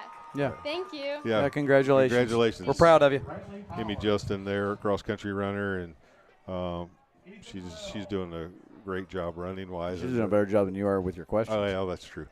I knew where I wanted to get to, and yeah, I knew. She got me there. Yeah, she did. So, but you could. Were you a cross-country runner? I did run in middle school. Yeah. So I got 5th one time. I think there were 5 runners there. I don't know. Was that at Sigma Phi Gamma Park? It was. Yeah. No, I think actually you ran around the junior high like 4 times. I don't know. I don't remember. Were you mentally tough? Because you know. I was mentally tough. I just wasn't good at cross country because I don't know. I just wasn't. It wasn't really much. We had some good runners. If you ever saw the banners at Blackford, there's 80. I went to school with several of them. The ever 87 team was 5th in the state. School to the north. That is my. We're giving it away. Yeah, that was my group, the 87. So those kids were all in really 87. No, the 87, 88. I graduated. So you were in high school. The fall of '87 was my senior grade. year. Yes, I know. Well, you were probably out there cheering me on. So I didn't run, but that group was really good. I don't think anybody went to the cross country meets. I know. And now I will say this about cross country meets. They are the fun. Parents. Some of the parents get more workout than the kids running across the course. Yeah, and I tell you, I enjoy.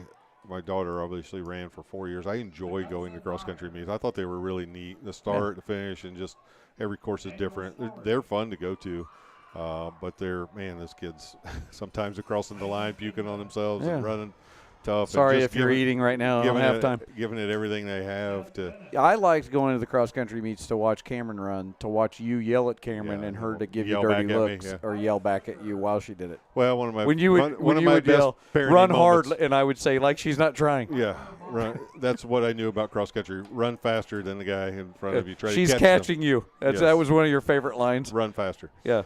Well, she could share you some really good stories. One of my best parenting moves ever.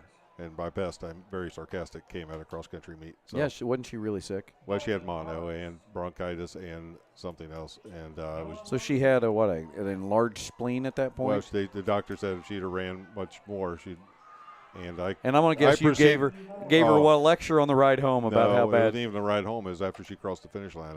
I told her I wasn't going to put up with that effort. Dad of the year. Yeah, then come to find out she was out for most of the season with mono. We all have those moments. Oh, the joys of having a coach for a dad. Yeah. Well, Coach, are we taking a break or do we have another guest? Well, if they make it up here, I wasn't sure how busy they were going to be, but if we do get a chance to, we'd love to talk to someone from the National Guard. If they get a chance to come up, they weren't sure they would, but if they got a chance, they were going to try to make it up here. And if they do, we'll be happy to talk to them. If not, you and I can talk about Halloween candy again. That is true. We'll ask Mr. Romine what his favorite Halloween candy was. We can do that. We'll take a short break, though, and we'll right now they just announced I believe the entire – is that the middle school program or just the 5th and 6th grade team? I think it's both teams, 5th, 6th, and the 7th and 8th grade team. And there's a lot of kids out there. That's good for the future. There's about 7 minutes and 40 seconds left. We're going to take a couple minutes here of an audio break, and we'll be back with you here on the Wes-Del Sports Network.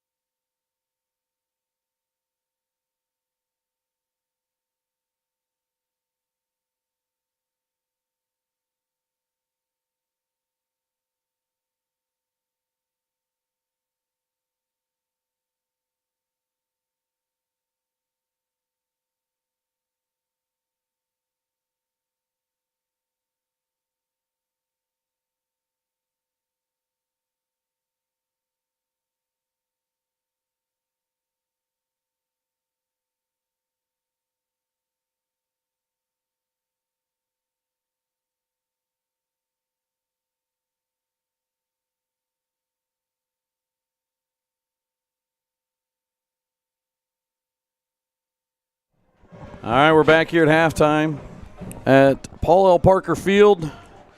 Hope you had a chance to go grab something to eat, get cozied up on the couch on a nice fall-like evening. I guess we can just call it a fall evening. Yeah. It's not fall-like anymore. It's definitely there. Fall. It's fall. And that leads us to just the heated discussion up here. Yeah, it was tough. First of all, thank you for our guest. I don't know where we'd be without you. Mr. Producer and myself, we'd just fall apart on this live stream if we didn't have you guidance. Why are you touching things? Well, I wanted to make sure the microphone was off. I turned it off. Oh, okay. There's a button right there that pulls it down. Yeah, I forgot about that. Okay, anyway, they don't want to hear about that. Halloween candy. Yeah. What's your favorite Halloween candy? Heath bar. Please tell me you're not right. I do like a Heath bar, but no, it wouldn't be my Please tell me favorite. you're not serious. I liked them a lot more before Does your dentist knocked my teeth out. Remember, we've had that discussion before. But anyway, I would say Dots. I like Dots. I love Dots. Yeah. Of all the candies in the world, you're going to pick Dots. Dots are hot tamales. I like hot tamales. Yeah. But not Halloween? Yeah, the Dots come. You get the little box of Dots. What about the Reese? What about the Fast Reese? Break? Yeah, the Reese. What is it? They're like ghosts now, and they've got different shapes. Oh, Reese. Yeah, it's like Reese a Reese cup. cup. Yeah. But a Reese Ghost. Yeah. Like a What, Reese. Mr. Rumley? A Reese cup Reese for him, cup, too. yeah. Oh, well, you better eat them here. Those are special. You have to have a special, yeah. Eat them at school. Can't have them anywhere else. I still want somebody to figure out. What about you? Did you say? Me, my favorite Halloween candy? It's not a bit of honey. A bit of honey is the one that's always the last one. I hate candy corn, too. Oh, I love candy corn. No, I hate it. Candy pumpkins are better. The pumpkins are the worst. Mellow pumpkins? You might as well just go ahead and put a wad of Crayola in your mouth. I guess I like that. And to chew on a candle. Okay. I mean, those pumpkins should just have a wick in them. I love them. I almost bought some today. I would probably go. I'm holding off to October.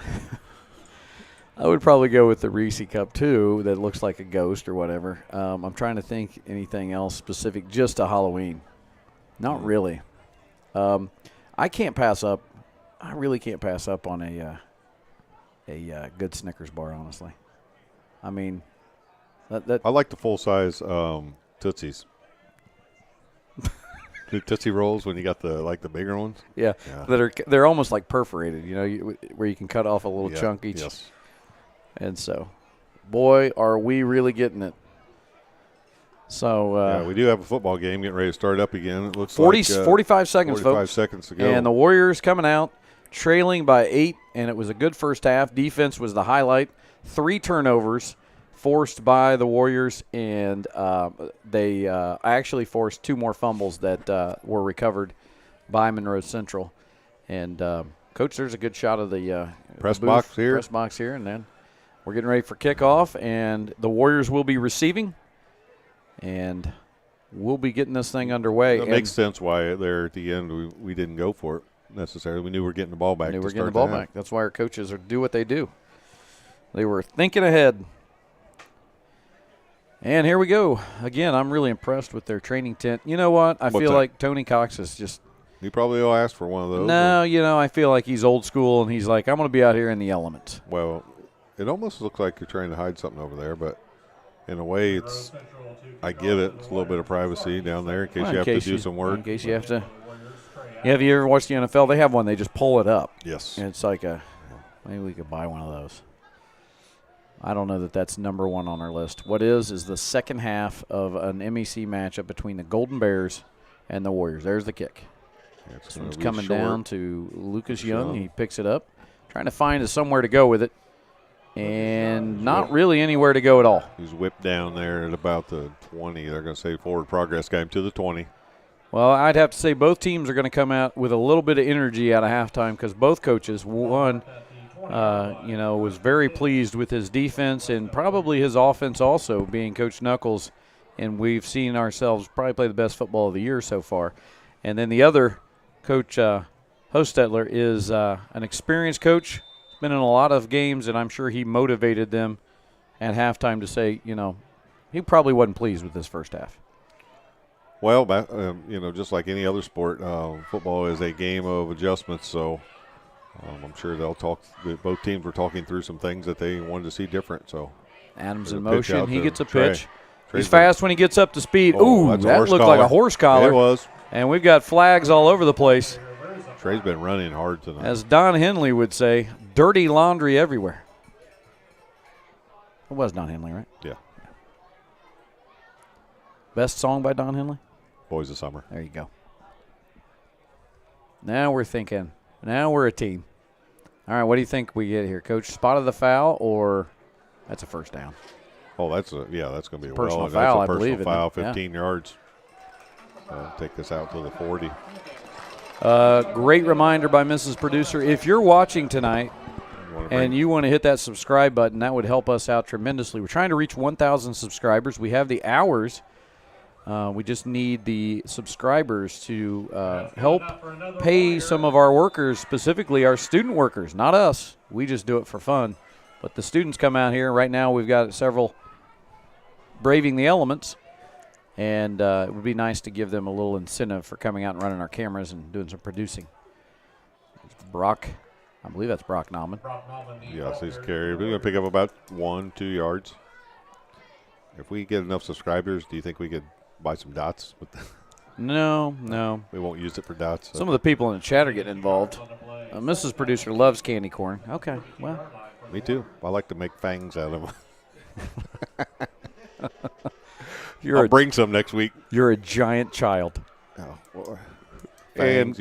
Halloween, they're fangs. Any other time that you can be a walrus. Remember the old wax things? Teeth, yeah. The wax teeth. What about the old wax bottles? You know, with the Therapy, there's a good run. Get going. Up the middle. About 2, probably 3 there. Yeah, he's going to bring Just up. puts his head down and he's going. It's going to be 3rd and about 6 or 7. We're in a spot where you could think about, Ball's on the 44, just short of the 45. You get to the 50 in high school and you almost think, well, we're going to maybe 2 down territory here, but I would say Coach Knuckles will play the field game right here, that being this close. I would agree. But 10:28 to go. And we'll see. 3rd and 6 on the 44. Well, we may not have to, Coach. Let's get a first down, and we won't have to worry about it. We won't even have to worry about it right here. See if we can make something happen. 2 in the backfield again. I'd go that tight end. Oh, fake. Back to pass. And he's got somebody. It's Trey Adams. Trey Adams with a catch. Go, Trey. Trey's going. He's going all the way to the – leans forward. Did he get it? What are they going to Signal. say? They're calling him out of bounds. They're calling him out of bounds, which is close. It's going to be – I mean, he is right on it. They're going to talk. Wait, they're talking. And they have they've got him on the 1 yard line. 1 yard line, a great play. Triton Blevins to Trey Adams. And when he turns on the Jets, he's tough to catch. The Warriors are all the way down to the 1 yard line with a chance to punch this in. Let's do it, boys. And if you didn't notice, Triton came up slow, so we're going to put Carter in. Carter's going to have to go in right here. Triton's okay, though. He's coming out for a play. Tony looked at him and said he's got to sit out for a play. He's got to sit out for one play, or we can call timeout and he can go back in. See what Coach Nuck wants to do.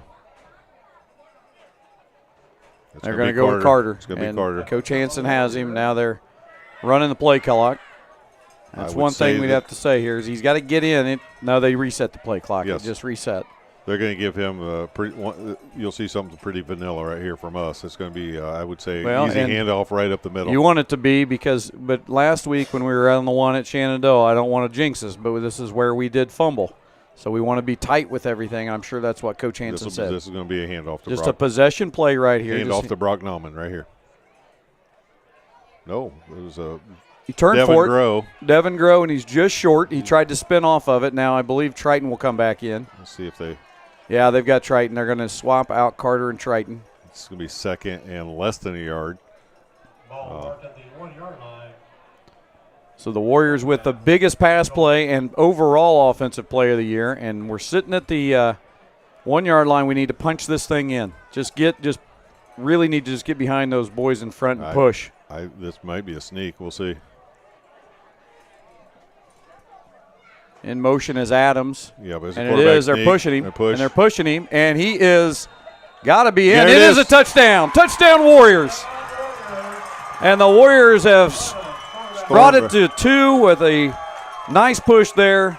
We're going for 2 here, I think. Might as well. Coach Hansen and Coach Nuck are talking about it. Let's go for 2.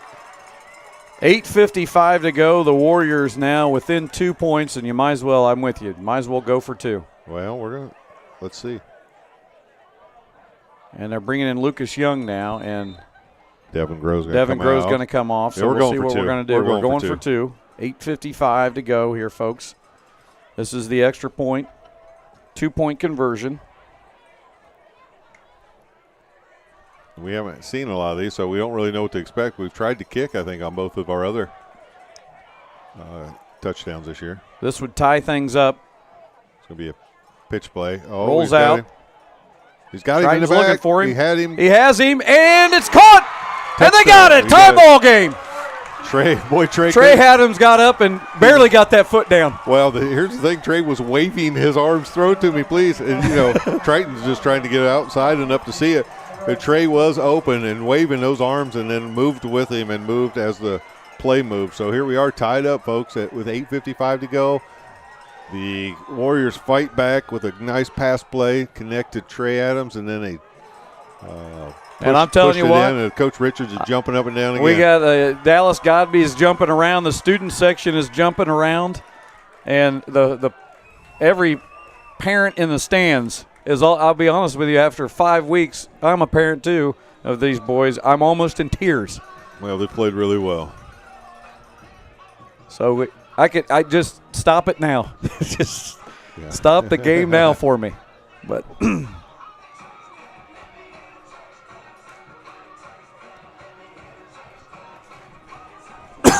Hey, That Tootsie Roll got me. Well, he's a little, listen, folks, he's a little choked up over here. Little misty. I can do the Heimlich if I need to. Good. Don't want to, but I can if I need to. I'm good. Just don't kiss me. All right, here we go. I'll tell you what, the cheerleaders are. They got it. They are jumping and jiving.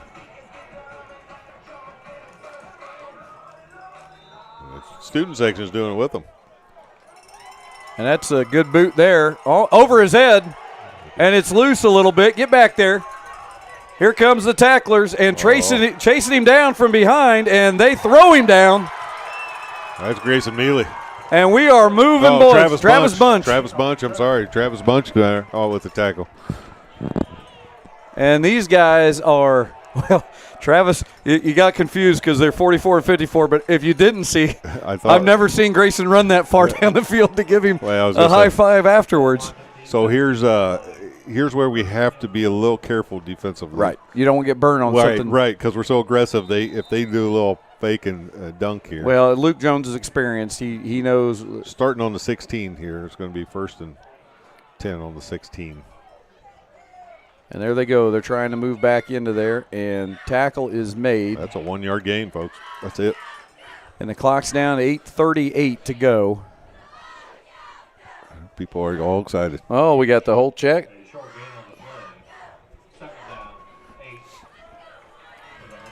So it's 2nd down and 8, 19-yard line.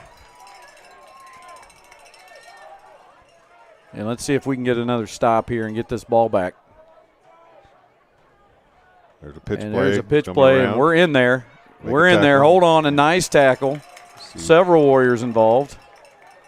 See who comes up off the bottom there. That's Luke Powers. We haven't been able to we haven't heard call his name a whole lot, but he's going against a big guy. And, one of the things we forget about sometimes is guys like Luke and some of those guys on the line are occupying one of those players, making themselves get blocked so the other guys can come in and make a tackle. So if they're doing their job, they may not get all the tackles, but that doesn't mean they're not up there fighting and pushing some guys around.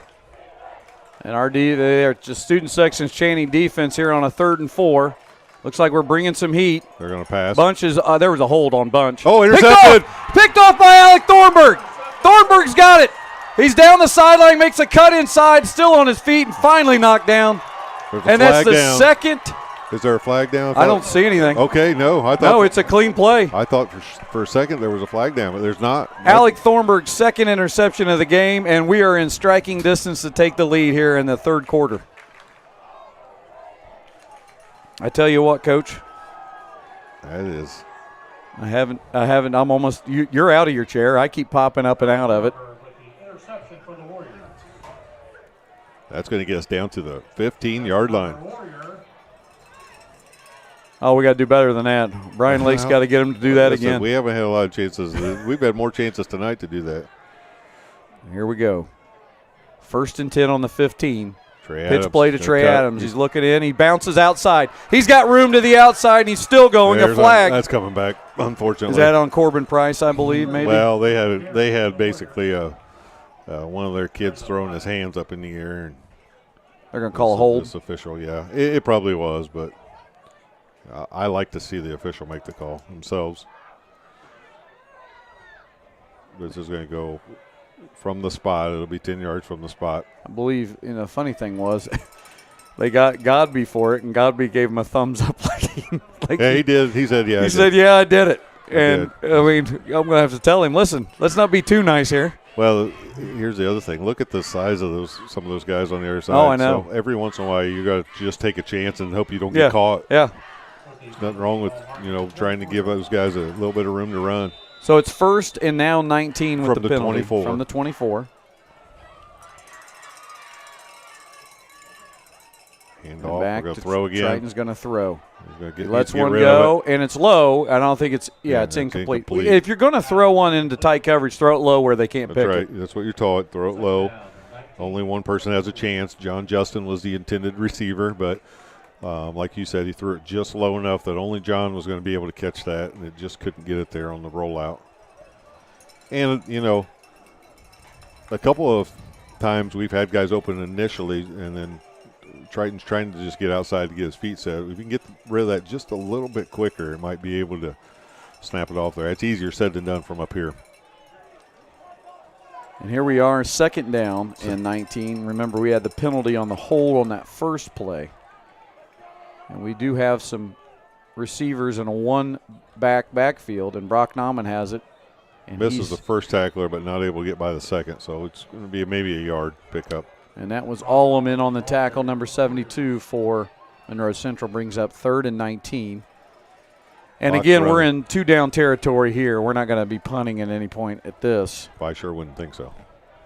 And so we'll see as Travis Bunch comes in for John Justin. So we have the tight end, and now Triton back in with the play to the huddle. It has seemed that most of our rollouts go to the right, and that's where most of the field is right now, open. Yes. So let's see if we got some room to work if we do that, Coach. But then again, Travis is on the left side, so we've also had luck with that. Travis releasing. Drops back a lot of pressure. So give it to him. And I don't think Travis was looking Travis for that. wasn't looking for that. And Bray Hill's not an eligible receiver, so no. Did you see him just kind of say, I can't touch it. I can't touch this, yeah. So 4th and 19. Again, I'd just wing one up in that back corner and let Trey or Corbin go try to catch it. At this point, you got nothing to lose, and even if they bring it out, it's 4th down, and you just got to hope you make the tackle and keep them out of there. I agree with you, Coach. Give him a little chance. Put Trey. There goes Trey far out on the. The boys right up front side. just got to give him a little bit of time here to get underneath it. Two best receivers on right and left here. See what Hansen comes up with, and that's what we're going to see. There he goes in the corner. Give him a chance. Throws it up to him. Oh, there's a flag. Pass interference, 1st down. Yeah, it should be. A great call right there, and it's exactly what you said. Throw it up, see what happens. And in high school, there's a chance that the defense is going to get a pass interference call, and that is what's happened. Trey sold that really well. Yep. I'm not saying he didn't get interfered with, because he did, but he also has to sell that, because if he doesn't, you may not get the call.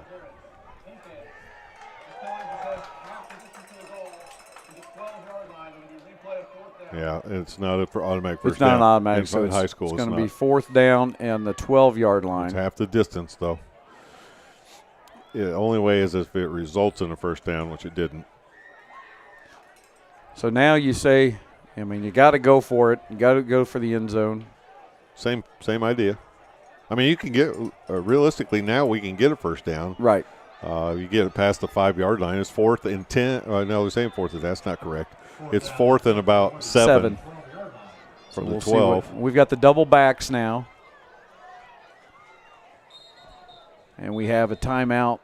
Not a bad timeout right here with 6:03 to go in the third quarter by Coach Knuckles. And so Coach Knuckles and Coach Hansen will talk to him, and we'll take a quick audio break here But stay with us, folks. It's 4th down and 7. Warriors at the doorsteps here on the Wes-Del Sports Network. This is your IHSAA. This is your state. This is your high school. This is your athletic association. Fans, I'm IHSA Commissioner Paul Knighty, and we're here to make sure that all of this remains yours. This is your state. This is your community. This is your IHSAA. And we're back, and we want to thank our live stream, Wes-Del Sports Network, major sponsors, the Van Mater Reed Realty Team and Star Financial Bank. There isn't a better realty team in the business. You can see them there on your screen. There's the numbers. Give them a call. It's a good market right now.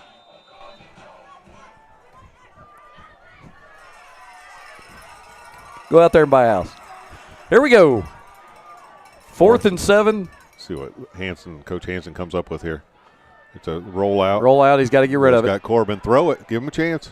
And it wasn't there. And that's hard to throw across your body. Yeah, you got to plant those feet and give it a chance a little quicker than that. But you know what I'll tell you? Works the same as a punt, to be honest with you. Honestly, it does. And right there, that people say, well, we didn't get the touchdown. But, we chewed up about 5 minutes of clock, too. And we're tied at 14. And we've got them back. If our defense can keep doing what it's doing and causing turnovers, just keep doing what you're doing. Have you heard that before? I heard a coach say that. See how I slipped that in on you too? I knew you'd be there with it. I saw the look. Just keep doing what you're doing. I've gotten Jerry Reed in there tonight, and the keep doing what you're doing reference. I got you. I only 2 people to get that, and they were sitting right next to each other, but I appreciated it. Here we go. 1st and 10 on the 12 for pressure on him. There's going to roll out. He is going to roll out. We got to just stay home, make the tackle. I think. There we go. Oh, no, he didn't. No, he's loose. Still going. Finally, he's taken down. And that's a good run by Luke Jones. Great athlete. I think we're going to start seeing a little bit of this. Well, here's what I tell you about Luke. Kid knows how to win, and if he has to take over and lead this thing, he's going to do it.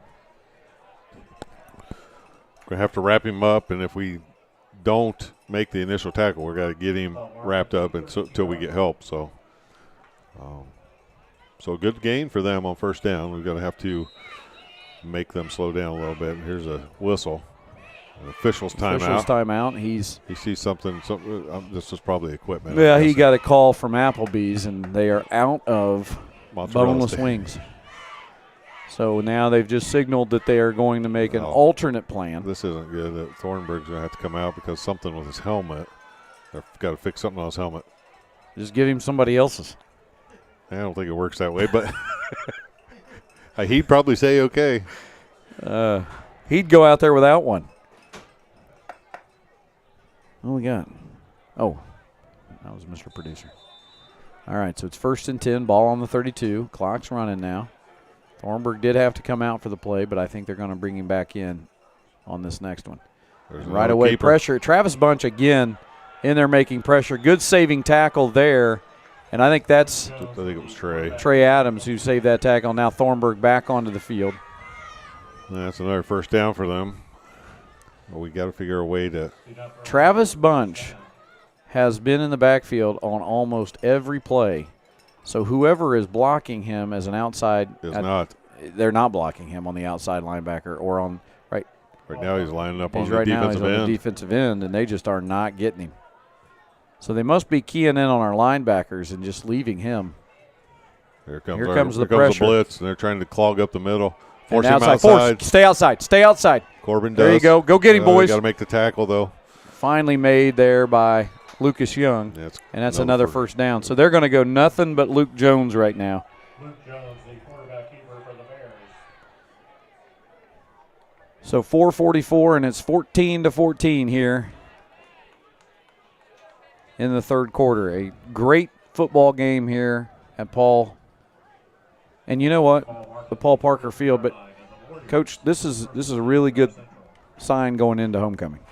Yeah. I mean, for us to be playing this kind of football right now. Yeah, it just shows that we've continued to work and continue to get better and continue to coach.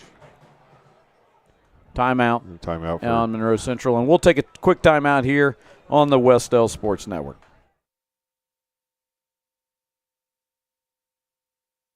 Hey, Indiana, let's clear the air about vaping. Glue, rat poison, paint. We all know these products contain poisons like formaldehyde, arsenic, and lead. And these are just a few of the chemicals you'll find in e-cigarette vapor. Let's clear the air, Indiana. Don't puff this stuff. Visit don'tpuffthisstuff.com to join the fight and spread the word.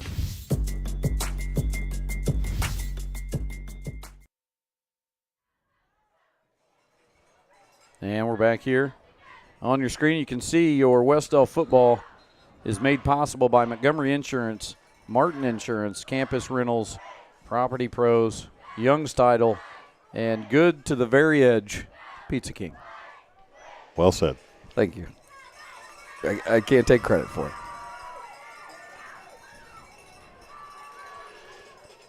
And so the update, if you're just tuning in, 1st and 10, balls on the 43 for Monroe Central. They've converted 2 first. Actually, this is their they have 3 first downs on this drive, and it's 14-14 with 4:28 to go. And it's been a steady diet of Luke Jones, and there's a good tackle right there. That's Devin Groh.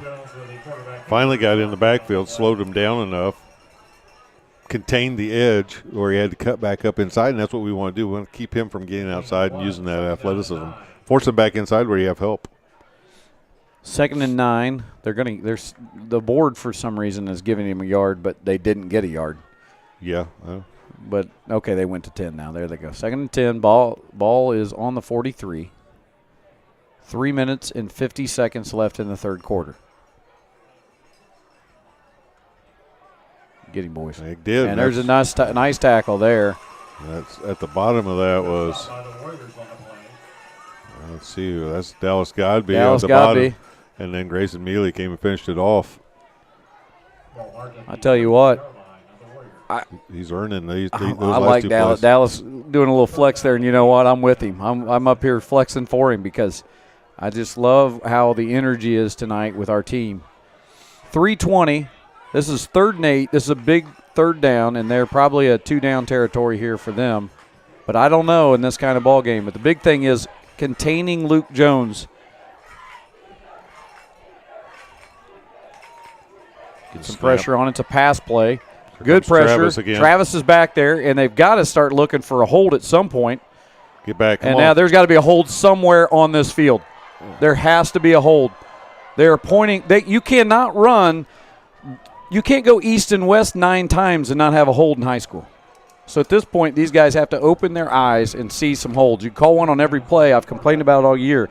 But in a good game, make sure you find the one that impacts the play. There's coaches are yelling. The coaches agreed with you.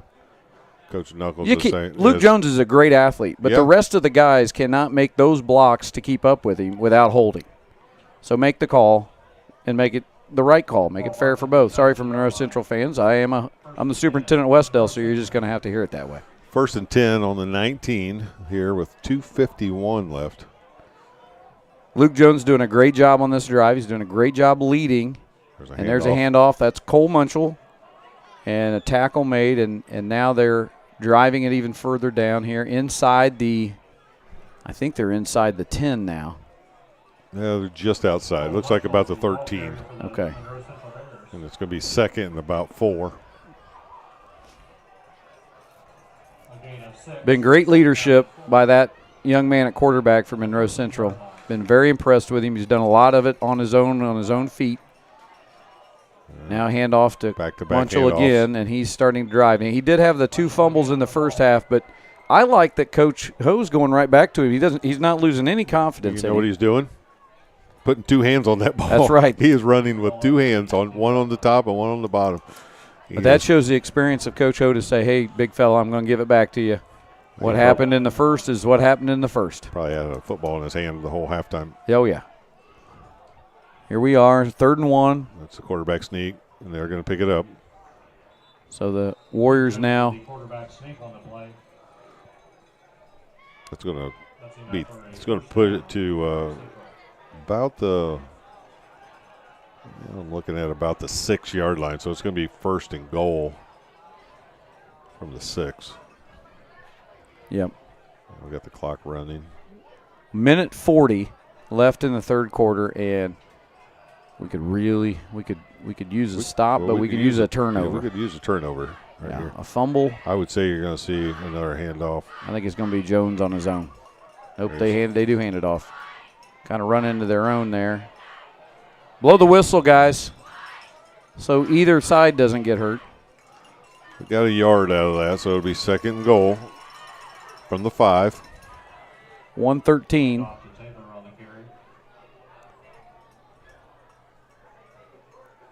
You know, I've learned that I can look out this window, or I could just look right here at the screen that's literally 6 inches from my face and see exactly what I'm trying to you could do that. Lean out the window to see. It's so clear, so I like looking great, at this window. Mr. Producer. Here's Jones. He's going to roll out. He's going to keep it. He's going to keep it. Tackle. Good job. Tackle made. Up. Tackle made right there. I don't think he got much. He lost a yard. Yeah, he lost a yard on that, so it's going to be 3rd and 6 now. Or 3rd and goal. But I think Brock Nauman was the one that came in on that tackle.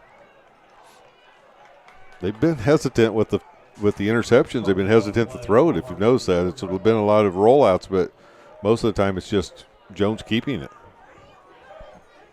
Yeah, and that right on cue, let's see what they do as they send a couple receivers.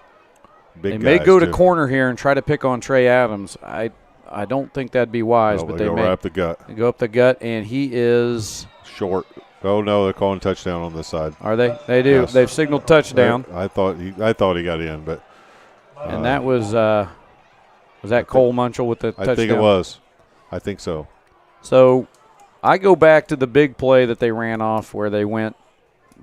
Jones very athletically went both side to side twice, and I'll give you one side and then maybe cut back again. But to cut back the third time, you just can't tell me there wasn't a hold. I think they got caught watching the ball, and you know what? I don't blame them because Luke Jones fun to watch. There's a kick is up, and it is good. It's good. So it's going to be 21-14. 4 seconds remaining in this quarter. We'll stay with you.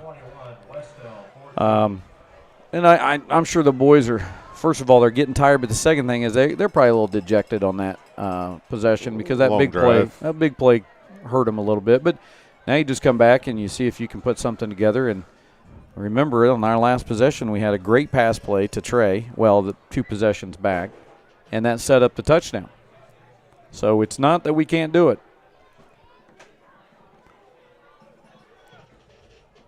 And there we are. Coach, you're looking really good tonight. Don't lie. I like the all black. Well, looks fantastic. Johnny Cash. It's you and JC, Johnny Cash. Do you have big plans tomorrow? You have volleyball? Yeah, we have volleyball. We could mention that volleyball, the Class A showdown over at Blue River, and we will play 3 games, pool play, and then a crossover game. Figure out what place you finish in, and I know at one point tomorrow we'll play the number 1 team in the state, Springs Valley. Home of Larry Bird. Home of Larry Bird. He's not playing anymore, nor does he play volleyball, luckily. But if he did, I bet you would have been good. He would have been good at it. But we play Cowan tomorrow, and I know Springs Valley, and there's one other team that I'm not. Oh, Indianapolis Lutheran, I believe, are in our pool. So. That's a good boot there, and that's going to be Lucas Young, maybe? No, that's Corbin Price. That is Corbin Price. Nice He's turning a nice run off here. Boy, our kickoff guys have done a nice job, both Trey and Corbin, running the balls just straight upfield and running hard with speed. Not running tentative at all. No. That puts us in good position. That's the end of the third quarter, and as this quarter break comes to you, sponsored by the Van Mater Reed Realty Team, we're going to take a 30-second break here on the Wes-Del Sports Network. This is your IHSAA. This is your state. This is your high school. This is your athletic association. Fans, I'm IHSA Commissioner Paul Knighty, and we're here to make sure that all of this remains yours. This is your state. This is your community. This is your IHSAA.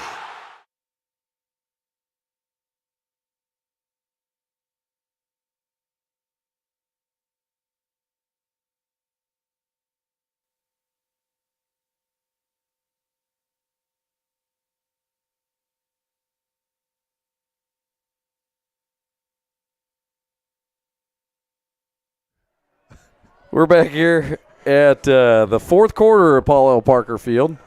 And I'll tell you what, Paul Parker would be proud right now of the effort of this team. Mr. Parker he's the reason it's named after him is he was the superintendent that brought football to Wes-Del. 50-something years ago. Yeah, it was in the 70s. No, it had to be before that. No, it wasn't. Maybe. The school started in 67. Well, that's true. That is true. It could be because Coach, how old are you? I'm 52. There you go, buddy. We'll help you through this. All right. I forgot how old I was. My body didn't. But Did we? What? Looks like we called a timeout. We don't have enough people out there. It looks like we did have a little bit You of. don't want that coming out of a quarter. And looks like we had a mental mistake and had to waste a timeout on that one. yeah. We're going to stay with you though through this, and that's just. Well, we're sometimes a young, figuring team. out. Sometimes you got to use those timeouts and coach. And not a time you wanted to use one, but you obviously don't have an option, so you use one or take the penalty. But you didn't want to do that either, so put yourself 5 yards back. This is a big possession right here, and trailing by 7 here going into the fourth quarter, or just starting the fourth quarter. So we want to see, if we can respond. And so anyway, the Class A showdown. We talked about homecoming next week. We got a big week. Big week. Pep session on Friday, and then we've got the big parade Friday. Absolutely. Game versus Tindley, and then the dance is on Saturday night. Right. Going to the dance? I don't know. I might make an appearance. My son says he won't go because he needs to. He should, but he also would have to talk to a girl if he really wanted to go to the dance. About that time. He won't do that. Here we go, 1st and 10. Trying to hard count, I believe. We finally give it up, and there's not a lot there. Lucas Young, we're trying to get a yard or two, but he's going to lose one. And they do stop the forward progress at a yard loss there, so it's going to be 2nd and 11.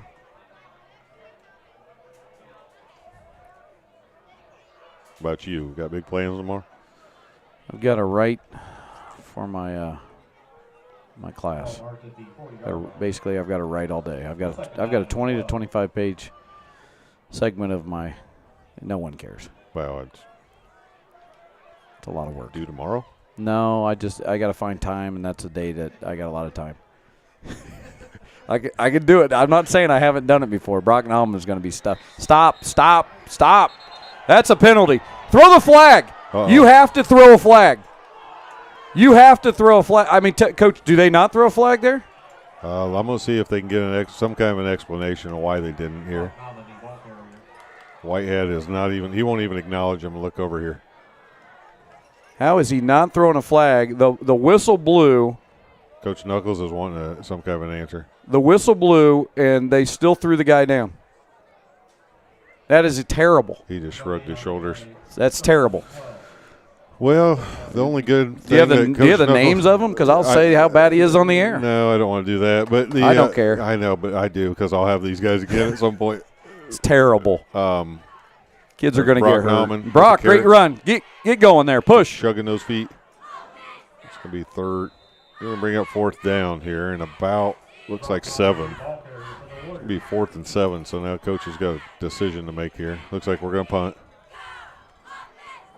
Well, we should have got the penalty, and what would that have been a personal foul, correct, if it was a penalty? Right. It would have been all the way back. Well, I don't know how they would mark that one. It would have been 15 yards, wouldn't it? Yes, we still would have had at least 3rd down again with a lot better yardage or possibly a 1st down. Well, here we go. We're going to punt this way. Carter's done a nice job punting tonight. That is a good punt there. Do our job here and see. He's fumbled it. He's dropped it. Looked like his knee was almost down on that play. Good tackle made, and I'm going to guess that was probably Alec Thornburg. Nope, No, it was Corbin Price. Corbin Price with Tago Alec right there. Both of them were going to make that hit. Corbin got there first, made a nice tackle, and so looks like Monroe Central will take over on the 33-yard line. Biggest thing I'm going to see here is I bet you they stick with Luke Jones. Yeah, I would think so. Use his feet, chew up some clock, and also see if he can get down there to score again. So we have to be ready and look for that. It's easy to sit up here and say that because he is an athlete. Well, we know that he can throw it, so you have to respect that. But then when he runs it, it just makes it that much tougher. Here we go. He's got blockers. He keeps rolling out. And a good tackle by Travis Bunch. Came right behind him and got him. I have been impressed with Travis tonight. He's been all over the place. Getting better every game. You know, one thing I want to mention is we did get away from some of that tight end work, and I can see if we can get this ball back, we could head back to that. Yeah, we might. A gain of 3 on the play. Second down and 7. Monroe Central. Be 2nd and 7.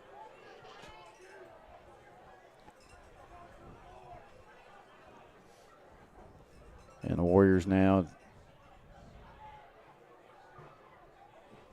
hand off.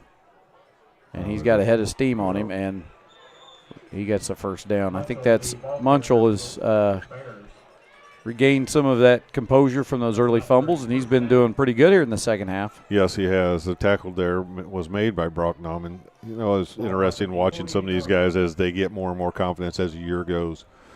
Coach Richards was calling out a formation over here, and one of our linemen wasn't exactly where he was supposed to be, and Brock Nauman went over and pushed him over to get in front of the gap he was supposed to be in front of. Yeah. Just watching these guys, they're learning and leading as young guys. It's what coaches, we love to see that. 1st and 10, 48-yard line here, and running with a big head of steam again. We need a fumble. We're not getting it. Now Munchell is just finding the hole, and he's just hitting it.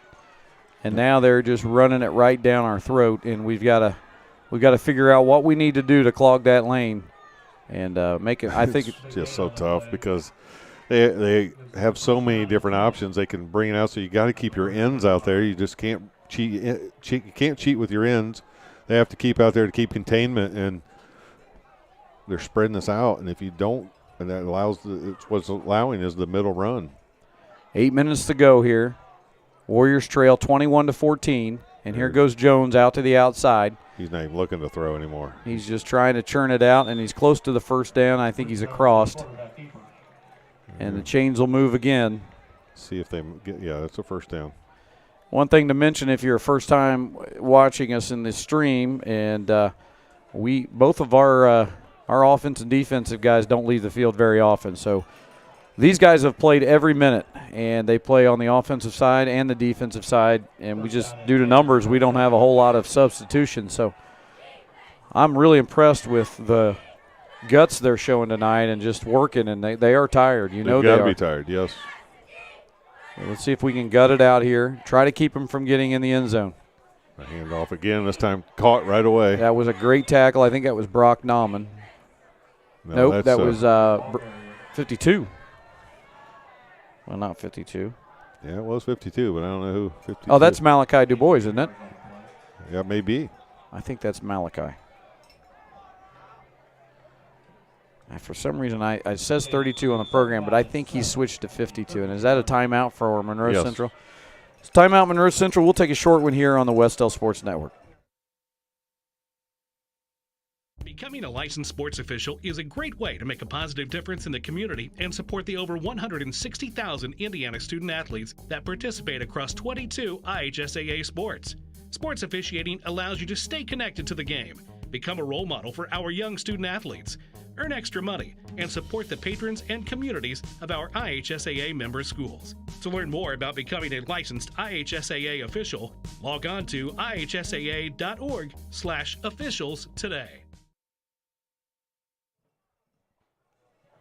And we're back here, folks, as you saw in the commercial there.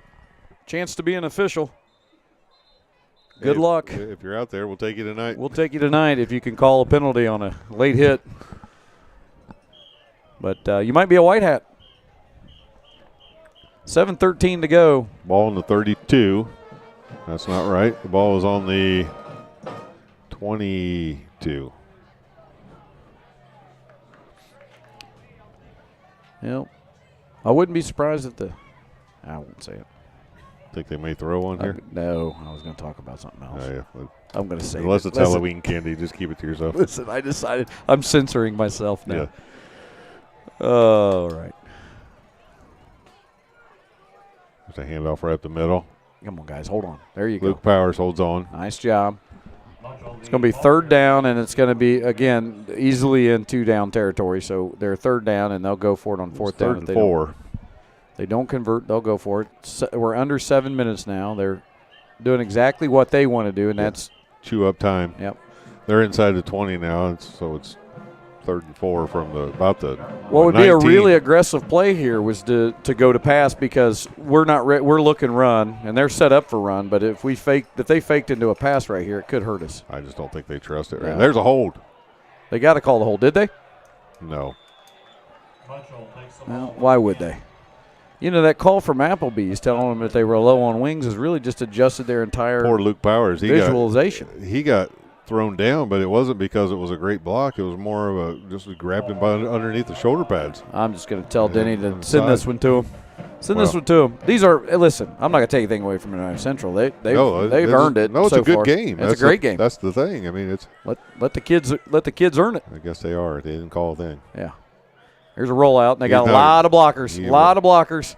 Travis was trying to get there, and he's hopping around, and he is in for the score. Corner there. It's just a hard one to defend. And that's a tough score, because with 6 minutes to go, we don't have a lot of time to get back into it, but it's going to be 27-14 now, and we'll stay with you. We're not going to take off because we've got the extra point and see if they go for it. I assume they'll kick. I think they'll kick. They're bringing a kicker on. That's number 31 for them. Who's that? 31 is Taylor for them.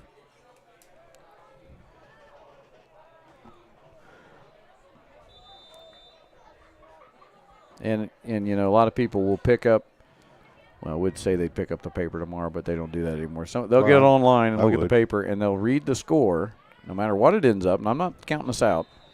And they won't realize the story of this game is a lot closer. It was 14-14 with 4 seconds to go in the third quarter. Third quarter. And I'm not ruling us out. We could make something happen, right. But we're gonna have to dig deep, because our pace of play is not usually 2 scores in 6 minutes.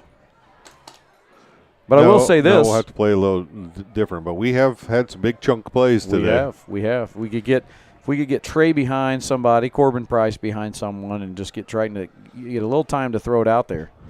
I like our chances with that. But I also, there was a screenplay we ran 2 weeks ago at home. You remember that little play that was a new wrinkle? I like that play. We haven't used that tonight. Maybe I should just go down there and start. Well, I don't think so. You don't think so? I don't think so. Stay up here. I don't think so either. Maybe a couple of those little tight end passes to move the chains a little bit. I like that. And the other thing about that is you're right there at the sideline. You can get out of bounds. Like to see us get a nice return like we've had tonight. We've done a pretty good job of kickoff returns with the 2 guys we have back there. Now we have Lucas and Corbin back there, Corbin Price. So Trey is on the sideline for this play. Yeah, a couple of our starters are out on special teams. That's a good kick. It is a good kick. Corbin's going to take it. Corbin's got it. Let's run right behind Thornburg. There you go. Block get going. And out of bounds. Right. Not bad. Up to about the 30. 30-yard line. We're going to call it the 20. Well, because they can't spot anything worth a crap right now. So, but that's where it's going to be. It should be at the 30, but it's going to be about the 20. Looks like 7. 5:59 to go. 1st and 10. Ball's on the. Well, they're saying 26 on the board. It's the 27. Should be the 30. Not giving up on it. So we'll see what we do here. The Bears have been pretty good here defensively on the last possession after giving up that big pass play 2 possessions back. So the Warriors got a lot of yardage to, again, long way to go, short time to get there. It seems like second down's been our passing play. Maybe we can catch them off guard if we throw it right here on first. We're going to give it to Devin Groh, and Devin kicks about 2 to 3 yards on that carry. It's probably a smarter call. Pick up a little bit of yardage. That way you're not trying to get 10 if you don't get it. We got Devin's down. He's nursing a shoulder. Yeah. It looks like it's a cramp, though. Lucas Young kind of came up. Somebody help him up so he didn't have to go out, but he might need to go out. Yeah, it looks like a cramp. Whitehead. The Whitehead's on it, though. He asked him. He asked him if he's all right. Wouldn't whistle it dead and let the kid get off the field. Just going to say, go ahead and go, kid. He walked. It looks like he walked it off. He did. 5:16 to go, 2nd and 7. Gave it to him again, so he must be all right. And blow the whistle. Picked up about another 2. It's going to leave looks like 3rd and 6, I would call it. Yeah, this is a big 3rd and 6 play because, again, this late in the game, you got to go on a 4th down too. So, and he's cramping again. We're going to have to get him some bananas. Yeah. Get those potassium in there. Banana smoothies or get a something over there. I don't know. Seen the new thing where guys are just eating the peel and everything? That's gross. No, I haven't seen that. It was on NFL the other day, the NFL. They just eat the whole thing? Yeah, you just eat it, just bite right into it. Maybe all the iron is in the They peel. said that. Oh, that didn't work. That didn't work at all. That's going to be 3rd. Back to the line of scrimmage. It's going to be 4th and 5 now. Let's see what coach decides to do here. We got to go for it. Yeah, you do, and it's almost – boy, this is one of those things as a coach. You just want to get out of here with as many positives as you can. Well, here's what I'll tell you.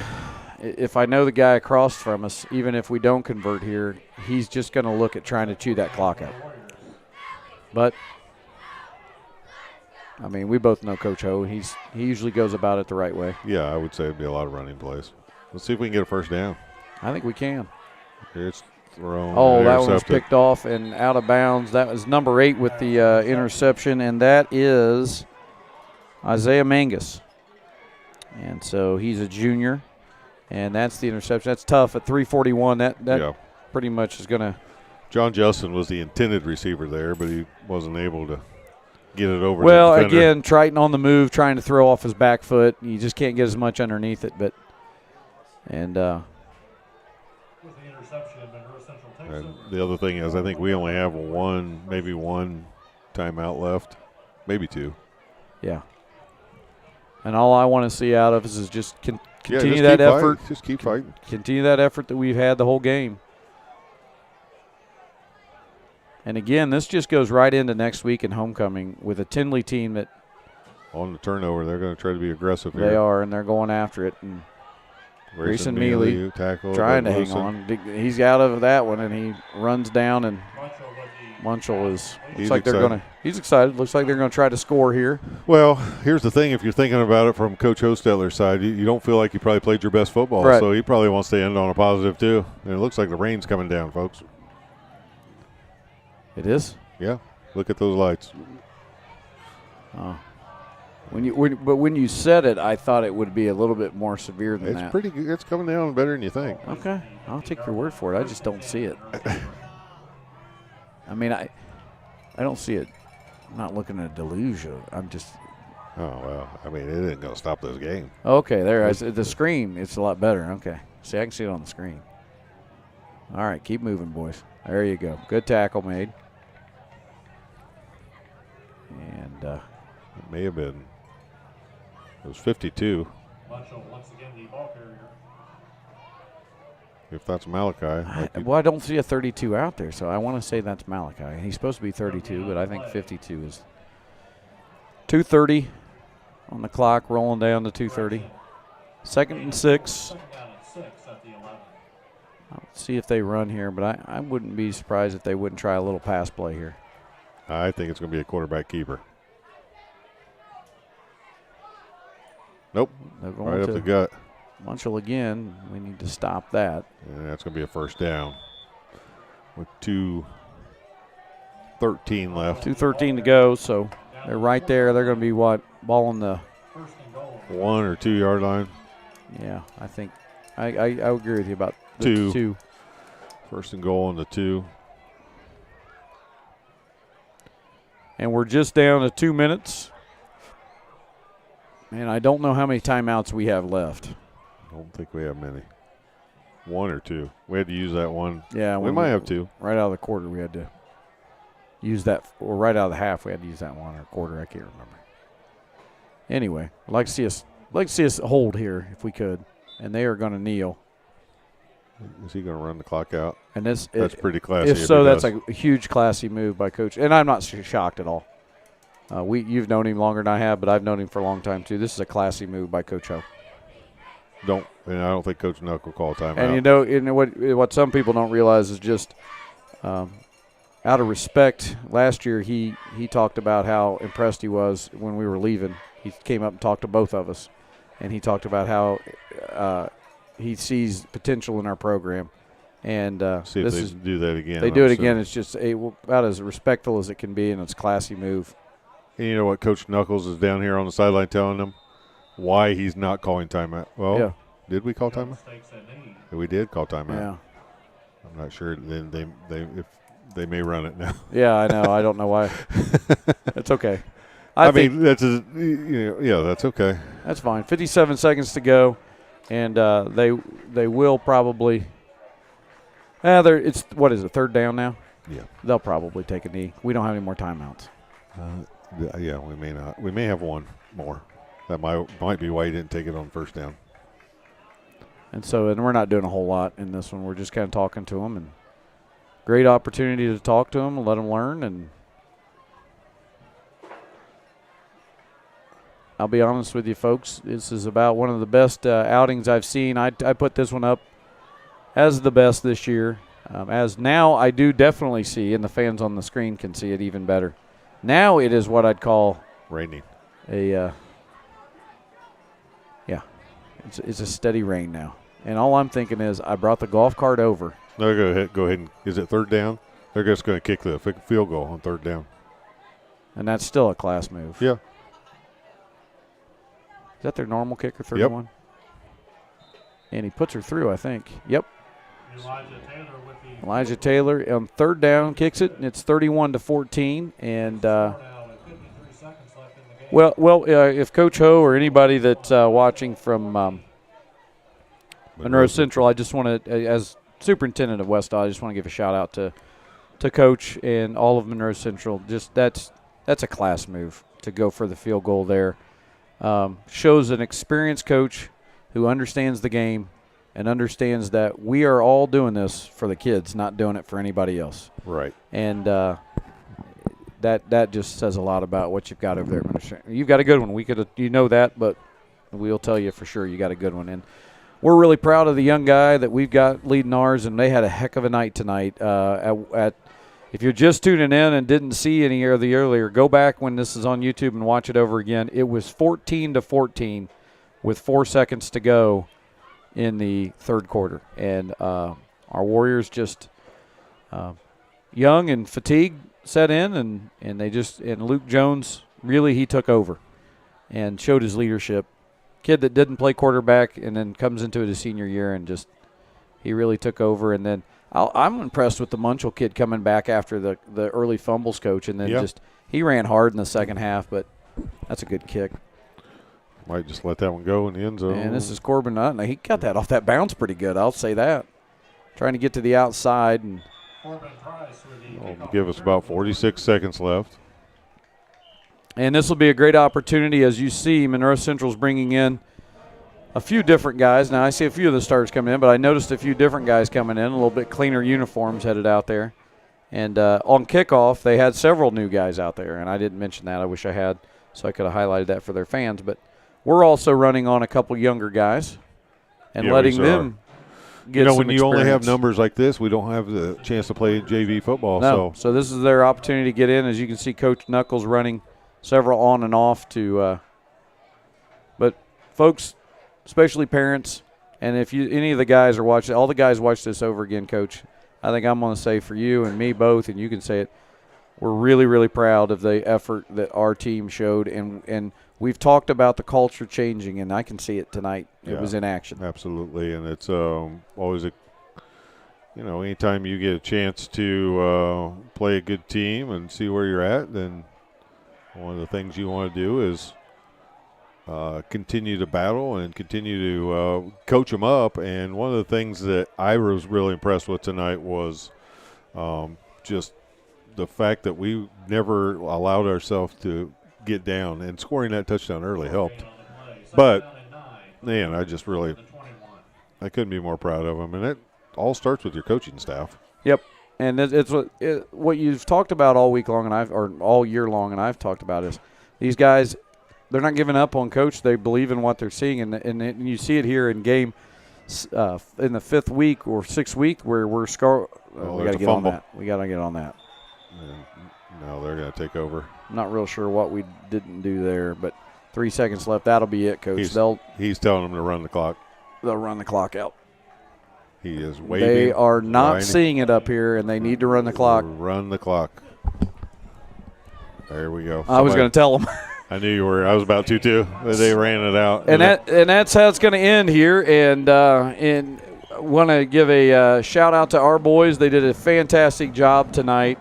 They have nothing to be hanging their heads about. They came in here. They battled 14-14 with 3 seconds to go in the basically in 3 quarters of play. And then Monroe Central's leadership and senior leadership and experience took over in the 4th. And all credit goes to the Golden Bears there in the 4th to take that, Coach. And but the last thing I'll say about it before I hand it over to you to finish up is still going to say what a class act by both programs. And as you can see, they go through here in the line. Just a lot of respect for both these programs.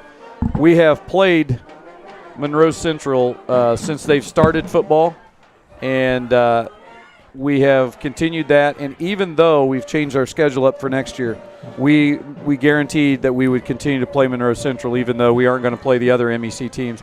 And that is because of the kind of respect they showed tonight and just Absolutely. the kind of program they are. That's what I was going to say is we could have picked any of the teams if we wanted to keep playing MEC. There's a reason why we're going to keep playing Monroe Central. One, we came into this kind of together and helped them when they were down. Yep.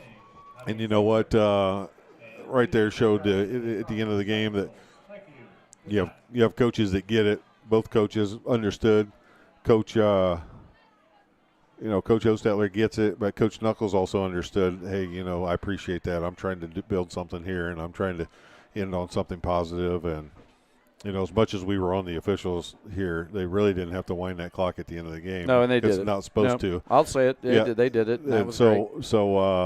A lot and the of officials, and I'm just that way. You know me. I know. It's just a little flavor to go with the meal. And my thing is they didn't impact the game on any of those calls.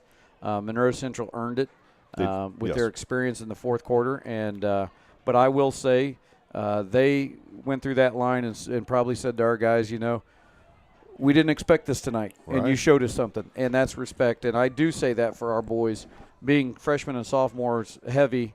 And I'm going to give a shout-out to our 4 seniors, four or 5. We had Travis Bunch made some big plays. Lucas Young had an interception. Yeah, John Justin had some nice hits. John Just had some big hits. Yeah, we said Branson Dalton's name a bunch of times tonight. And on senior night, Bray Hill, has been there for all 4 years running up as a lineman up front. On senior night, they came out and they did what they should do with this program. Most points we scored so far after a 4-week drought of not even scoring. We come out and we go toe-to-toe with Monroe Central, who is a great football program. And we held our own for 3 quarters. And you know what? I'm excited for next week. And you talk about not only going into homecoming, but this gives excitement for the whole school to say, and our coaching staff to just say, you know what? Let's go get Tinley. Let's just go get them. Why not? And I think so for sure. It should give us a lot of confidence. It gives us a big boost going into next week. And you get a huge boost anyway when you're playing a homecoming game like that because the whole school is involved and everybody gets so involved here at Wes-Del. Like we've said, it's nothing like – but, man, when you get that and then you play well like we did tonight for most of the game and, a couple of things would we like to have back, absolutely. But that's sports, that's athletics. And you still think about we're giving up so much size and giving up so much experience, able still to compete. And, I couldn't be prouder of them, the coaches, the student section, I was just going to say, one of these times I want to get a camera. I know we had to get it in tonight because it's raining, and I saw Mr. Producer running out there to save our camera, and I appreciate that. But one of these nights I would love to get a shot down here of our student section who makes a tunnel for both teams. First Monroe Central, who is going off right now, and they're going in between that tunnel and our kids are high-fiving them and telling them a great game. That's not a new thing. That's been going on here for close to 10 to 12 years, and it's a class move by our students, and they'll wait until our team gets done talking at the end of the end zone, and they'll wait until every kid and every coach goes through before they leave. Right. And that says a lot about our kids. And, again, I'm really proud of the culture change that I'm seeing here, and just keep promoting it. Hit that subscribe button, too. Absolutely. Hopefully, there were 3 live streams here. Hopefully this was your favorite if you watched any of the other ones. And I apologize if the officials watch it back over. I'm not going to apologize that you need to throw that flag, but I am going to say it had nothing to do with them tonight. Great game by both teams, and I'm going to agree with Mr. Pullins. Tom Pullins in the chat said that. A good game to both teams, and it was. Thanks for everybody who was in the chat tonight and your participation. In the second half, we got caught up in the game and didn't see it as much, but you can't blame us for that. But, Coach, any last words? Well, I'm sitting here watching, and we aren't able to do it because we pulled the camera down, watching how excited and how energetic the coaching staff is talking to the team right now. And just, it comes from a good place for me because I've known Coach Nuck for so long, that he'll make this such a positive for himself and for his staff and for his team, because they need some positives when the season's not going your way. But played well, and Coach Nuck, he's down there giving them a great pep talk going into next week. So I'm proud and happy for him, but I'm happy for everybody that got to see a team trending in the right direction. Mm-hmm. And that's what we want to see. We want to see our kids continue to get better. Boy, coming off of some of those teams that we've had to play in the last couple of weeks and then rolling right into a good Monroe Central team, it's not easy to go in there and practice and get better every week. But you can see we are, and you can see that our coaches are doing that. So I'm just happy for them that they can feel like when they walk off, they gave it everything they had. Was it good enough yet? Not quite. But against a good team, it will be. We're sure making strides in the right direction. Be. 1 or 2 years it's going to be. So stay coachable, stay positive, and keep going. And again, the best thing we can do is tell them how proud we are of them. Next week's homecoming week, big week at Wes-Del, exciting week. We got a lot of good things and events going on. It's all about the kids. It's all about the alumni. Make sure you come out next week. Parade, 5:30, downtown Gaston, starts at the elementary and runs through town. You'll have a dinner out here. I think it's a grab-and-go meal for the Booster Club. At 1:30 is the pep session. That's usually just for the parents of seniors and for the students. And don't forget, next week's a 7:30 kickoff because of the parade and everything. That's correct. The game's a little later. So we'll be on the air a little later, but a big game, homecoming. Tinley comes to town. We'll see you next week here on the Wes-Del Sports Network. For Coach, I am the Supt. We've enjoyed you tonight. Thank you for tuning in. Hit the subscribe button. Let's get to 1,000. We'll see you next week for homecoming here on the Wes-Del Sports Network.